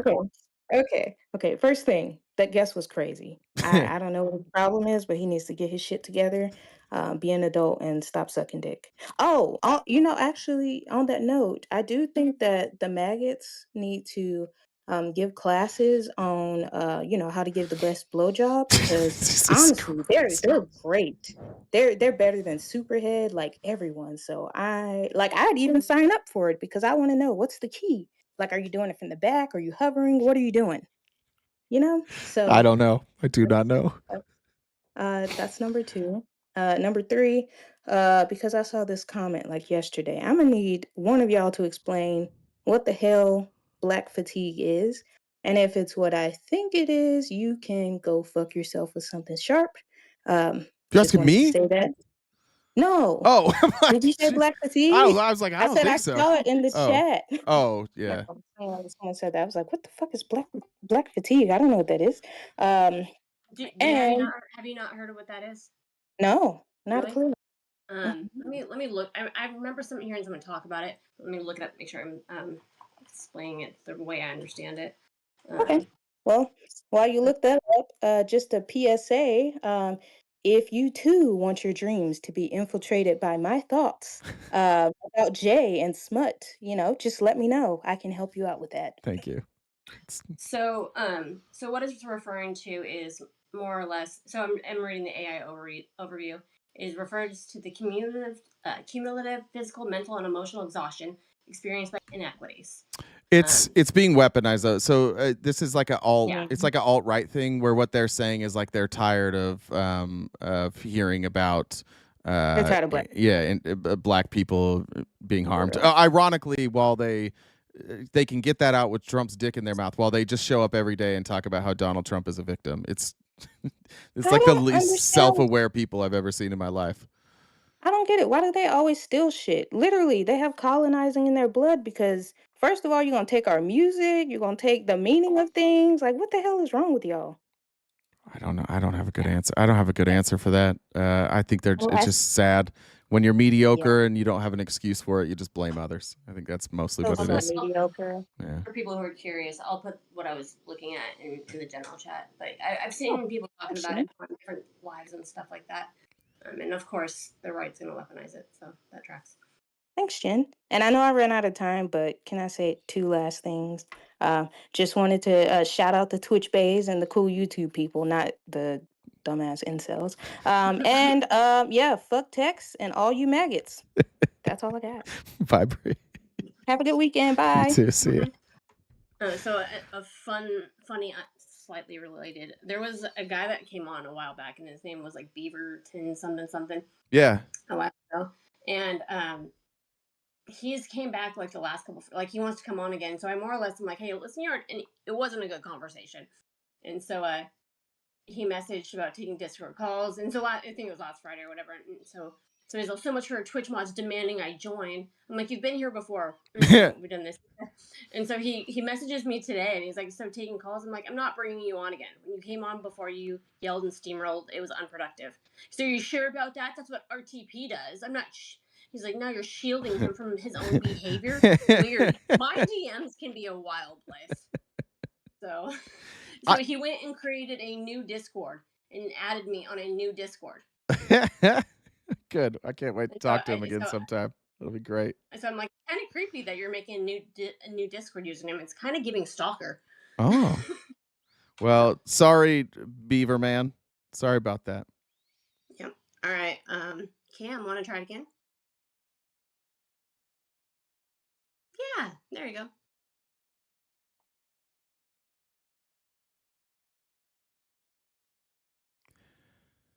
Man, just can't hear him. It's too bad. Sorry, Cam. I can hear you. Wait, could you hear him? Mm-hmm. Just a little bit. It's kind of in and out, but I can hear. Wait, why can you hear him and I can't? I don't know. All right. Well, Chris. Hey, you can't hear him? I could hear Cam. Who can't hear him? Oh, you guys are done. Okay. Hey, what's up? Hey. Have you guys had some water and said something kind about yourself? It's all I've done. It's all I ever do. Dehydrated and mean shit all the time. Awesome. That's fantastic. I am as well. Jen P's brown. She didn't even. Gross. What the fuck is wrong with you? You're not hydrated. You got to hydrate, Jen. So I too had a similar dream as Swede. Last night. Yeah. If you want me to get into details, I would love that. I'm willing to. Let me know. No, but dude, remember like what was it? Only like a year ago, when you used to like at the end of each show, you would like call out all of the subscribers that were on the channel. Remember that shit? That was pretty crazy. I was just thinking about that. Did I do that? When it was like, yeah, when you like first started taking subscribers, it was like 5 of us or 10 of us. You don't remember that? Yeah, you used to like call us all out at the end of the. He didn't do that. I think it might. I mean, we've talked about it, but I don't think it's been a. This was like before you were even part of the like program. It was like. Are you fucking with me right now? I don't remember doing that. Is this real? Okay. No, I swear to God. Oh. You don't remember that? You would do it at the end, like at the end of the broadcast. You would thank everybody, like you would thank the subscribers. That's like when Fee was like always doing things and whatever. Well, maybe if it was with Fee, that might have been before me. So. Yeah, so I said it was before you were like running the show. Oh, well, so this sounds like a critique of Jen to me. I mean, it's not like I can only do so much, Chris. I don't remember doing that. Jen and I have actually talked about it. It's like there's no list. Like I've tried to figure out how to get like a list or like a screen, like as we end to have like the subscribers. We got to figure out how to do it because I have no idea. Yeah. I just have to. There's probably a list. I don't know how to find the list. Let me just. I mean, I can probably find the list. It's just sometimes after the shows, it's like tired. It was just a random thought. That's a good thought. That's a good thought. Good idea. Like about it. That's fair. But I do have a critique of you though. I really don't appreciate you like cutting that guy off when he was talking about really important issues like cocaine in the White House. This has really been fucking bothering me. We can't get to the bottom of this cocaine thing. All right. Yeah, it's important. I like that. Cash Patel's going on complaining about how he doesn't have time to investigate real crimes because of the 8647. But we're gonna put up a bunch of people on the cocaine in the White House. It's very important, dude. No bullshit. I gotta check my cameras in my shop here. I didn't see that interview, and I happened to have been looking at my phone when you had mentioned about them putting him in that big chair, and I spit out. I was taking a drink of something. You said that, and I spit it out everywhere. It's devastating. Phone. It's devastating. Yeah. Well, the that was so dirty. The table's over on that bench. I'll just leave it all there. I'll take care of it. All right. Johnny, you're not muted. Yeah, he could go there. I just wanted to pop in and say hi and all that. You know, my thing. It was good talking to you. Drink some water though, guys. Make sure you drink your water. Cheers. And don't get like, super high. Bye, Chris. Who's next? Johnny? Yes. Jay, let him go. Don't be a butthole. I mean, you can be a butthole. What happened? I know. Are you blaming me for kicking Chris? Is that what you're doing right now? No. I'm saying let Cam talk, but pretending like you don't hear him. I know. Are we fucking with me right now? Is this what's good? You really can you seriously not hear him? I do not hear Cam. There's a mute, like next to his name. There's a muted microphone on my end. I legitimately don't hear Cam. Maybe look at. I deafened him for a minute because I thought we were fucking with him. Maybe click on his. You might have muted him for yourself. Oh, there we go. Hey, Cam. Now do you hear me? Yeah, there you are. Can you hear him now? Jesus. All right. Wow. So that means everybody on the stream couldn't hear him either, just you guys. Okay, this makes sense. I thought you muted him. I thought this whole time you were fucking with him. I didn't know. I did for a minute. I server muted him before when I was first doing it. I did do that the first time. All right. But I thought you were fucking with him. No, I didn't know that he was muted. There you go. Hey, Cam. So I didn't even get a single "Hey, I'm in LA. Let's go get some In-N-Out" text. What in the hell? I mean, I feel like answer's Maybe right. I think the answer's right in front of you, Cam. Thanks for the sub. Doesn't like it. What actually happened is I drove in at night, sat in that LA traffic, got to the hotel at like 8, went and filmed in the morning, and I drove straight back after the film. Like I left the filming and drove straight back. I didn't stop and see anybody. So that's really what happened. And the film is run by LAX, right? Where it films? No, it was in Woodland Hills. Woodland Hill, Jesus. Yeah. I just looked up. It might be a different Jubilee. It said their headquarters was right there near LAX, so I just assumed they would be there. No, the closest was the closest airport. I drove because I'm in, so it's just like a 6-hour drive. But the closest airport was Burbank.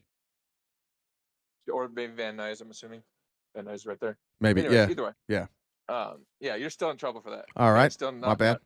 But anyways, it dawned on me, are you one of those people who just absolutely thought it was peak comedy during like the 2010s where people would have those minion memes and it says like extra exercise? I thought you meant extra fries. Like, are you one of those? I don't know what you're referencing. No, I think the reason I laugh at the dad joke, honestly, the reason I like the dad jokes so much is because it is so rare that you see Jen smile or hear her laugh, and she loves them so much. I think it just like brings me joy. But I like dad jokes. I'm not a good like memer. I guess these are more of wine mom jokes. They would like, you'd see the people on Facebook post like the stupid minion memes where they put a minion from, Despicable Me on a meme for no reason, and it'll be some like cringy wine mom humor. I don't know. I've never been like, I've never really done social media. I've never been very active on social media, so I don't know. I also have a real quick suggestion for you, because everybody predicts your hat before which hat you're wearing. Yeah, I think it'd be hilarious if you came on with one of those little spinner hats, like the little boy spinner hats one of these days, and just did the whole show with that hat on. Well, you got my PO box is in my bio. So, do they make them that big enough for your head? I have a small head. How dare you? First of all, but my fitted size is like 7 1/4. I don't have a very big head. So, that's right. You just look tall, but you're 5'6". I forgot about that. All right, Cam. That's enough out of Cam. One more thing. Yeah. Oh shoot, they can't hear him. Let's see. Who's next? Johnny. What's up, Johnny?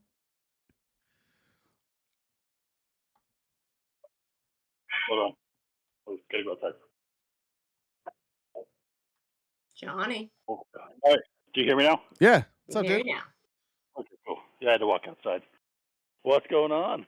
Just hanging out, man. Yeah, you gonna go go to the Home Depot this weekend? You guys missed that reference last time. I was talking about the movie. What was it called? With Will Ferrell.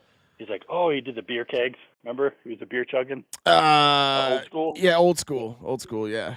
Yeah. That's what I was referencing. That's what that was. You missed it. And then my wife and daughter heard the replay, and then they were like, "What?" I was like, "Don't worry about it. Don't worry about it." It's good. It's always good when you have to explain it the next week. That's the sign that it landed. Yeah. Yeah. Yeah, I missed it, but yeah, whatever. But yeah, you guys been doing all right. I gotta say that I appreciate that you debate. But man, some of those people are fucking dumb or ignorant. I think you do get people that come on and they just play dumb just to mess with you. Maybe. And I think I wonder that I think they myself. have fun with you. Yeah, maybe. Yeah. It happens. But so this weekend I went snowboarding this weekend, right? And I went up after snowboarding. I sat down at the bar, right? Snowboarding's up in the mountain. Sitting in the bar, right? Freaking bear walks in. I was like, "I'll just chill. He'll walk out in a minute." Like, no way. I used to live in Tahoe a long time ago, so it wasn't that big a deal. I just kind of sat there. Bear, no shitting, dude. The bear starts fucking talking. The bear walks up to the bar, looks at the bartender, and says, "Hey, bartender, can I get a? Can I get a? Can I get a beer? What kind of beer? What kind of beer? I'll just take a Pilsner." Bartender goes, "All right, cool. But before I get you the beer, I got to ask you something, Bear. Why the big pause?" Bear looks at the bartender and goes, "I'm a big bear." Stupid. So stupid.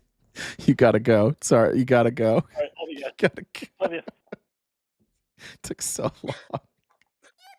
I won't kill you on puns this time. Thank you. Have a good one. Have a good weekend. Thanks, Trudy. Payday's here. Love you, Jen. You're amazing. Snowboarding. Thank you. All right, who's next? you. Hey, happy Friendly Friday. Happy Friendly Friday. I won't lie. I heard both Bree and Jen's voices being exchanged, and it was like a siren song that said I should come say hi. See, you Okay. can say whatever you want, RTP, right there. That little giggle. It's great. That's what makes my day. It's because she doesn't want to. That's why her laughs are so good. I She know. tries so It hard not warms to. my heart. Yeah, I'm with you. It does. It Yeah. does. Hey, appreciate you and all Well, the things that I mean, you do. sirens, we lure men to their death. That's why I'm laughing. Oh God. That's fine. Good Lord. As men, we know that's that why we're I'm being laughing. lured. As men, we know we're being lured to our demise. I was unaware. I was unaware of this, honestly. Yeah, I mean, that's why I'm laughing. 'Cause I mean, The old men always tell us, we just don't listen. We're like, but she pretty. That's true. that's why it's funny. Hey, whatever. Smile some more. I'm on my way. So just to go ahead and make it worth your while, I got 2 quick jokes for you. I'm ready. Why don't eggs tell jokes? It's gonna be something because they don't want to crack up. Yep, they don't want to crack up. That was good. You got that Thank one. you. And then, did you hear about the circus fire? It was intense. I wasn't gonna get that one. I like that. Thanks, Q. I just said I was going to beat you to it that time. Thanks. Yeah. Fuck MAGA. I hear you. Fuck Tex. And the list can keep going on and on. Thank you for everything you guys do. Have a great weekend. Thanks, man. Everybody You too. take care. Stay safe.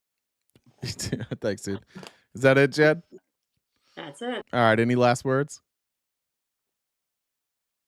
None that I can think of. All right.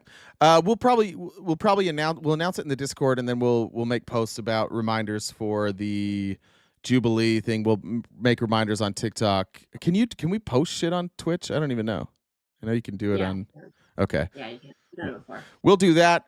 In the meantime, if you are a TikTok subscriber and you want to catch the live stream on Sunday, just make sure you message Jen.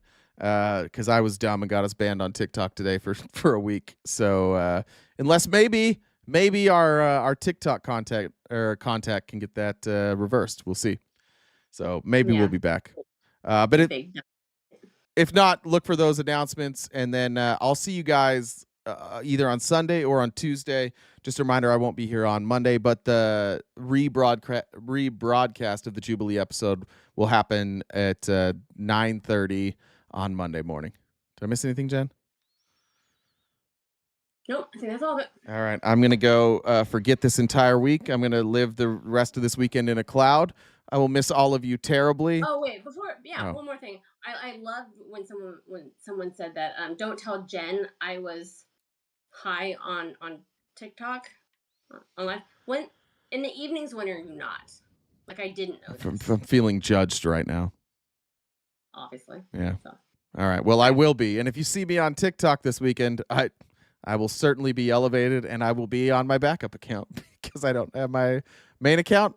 But I'll see the rest of you guys either on Sunday or on Tuesday. Thank you so much for the support. Take care of yourselves. Go fight in those whatever streets you're in this weekend. Make sure that you recharge for the weekend. Have some water. Say something nice about yourself. Bree is set up. Looks like Red Cyber Dragon 29 is who we're rating on Twitch. So hang around and say hi to Red Cyber Dragon. I don't know who that is, but I bet they're wonderful. You can catch the replays on YouTube. You can catch merch and anything else you need in the link in my bio in my link tree. And stay cute and cool. Have a great, great, great summer.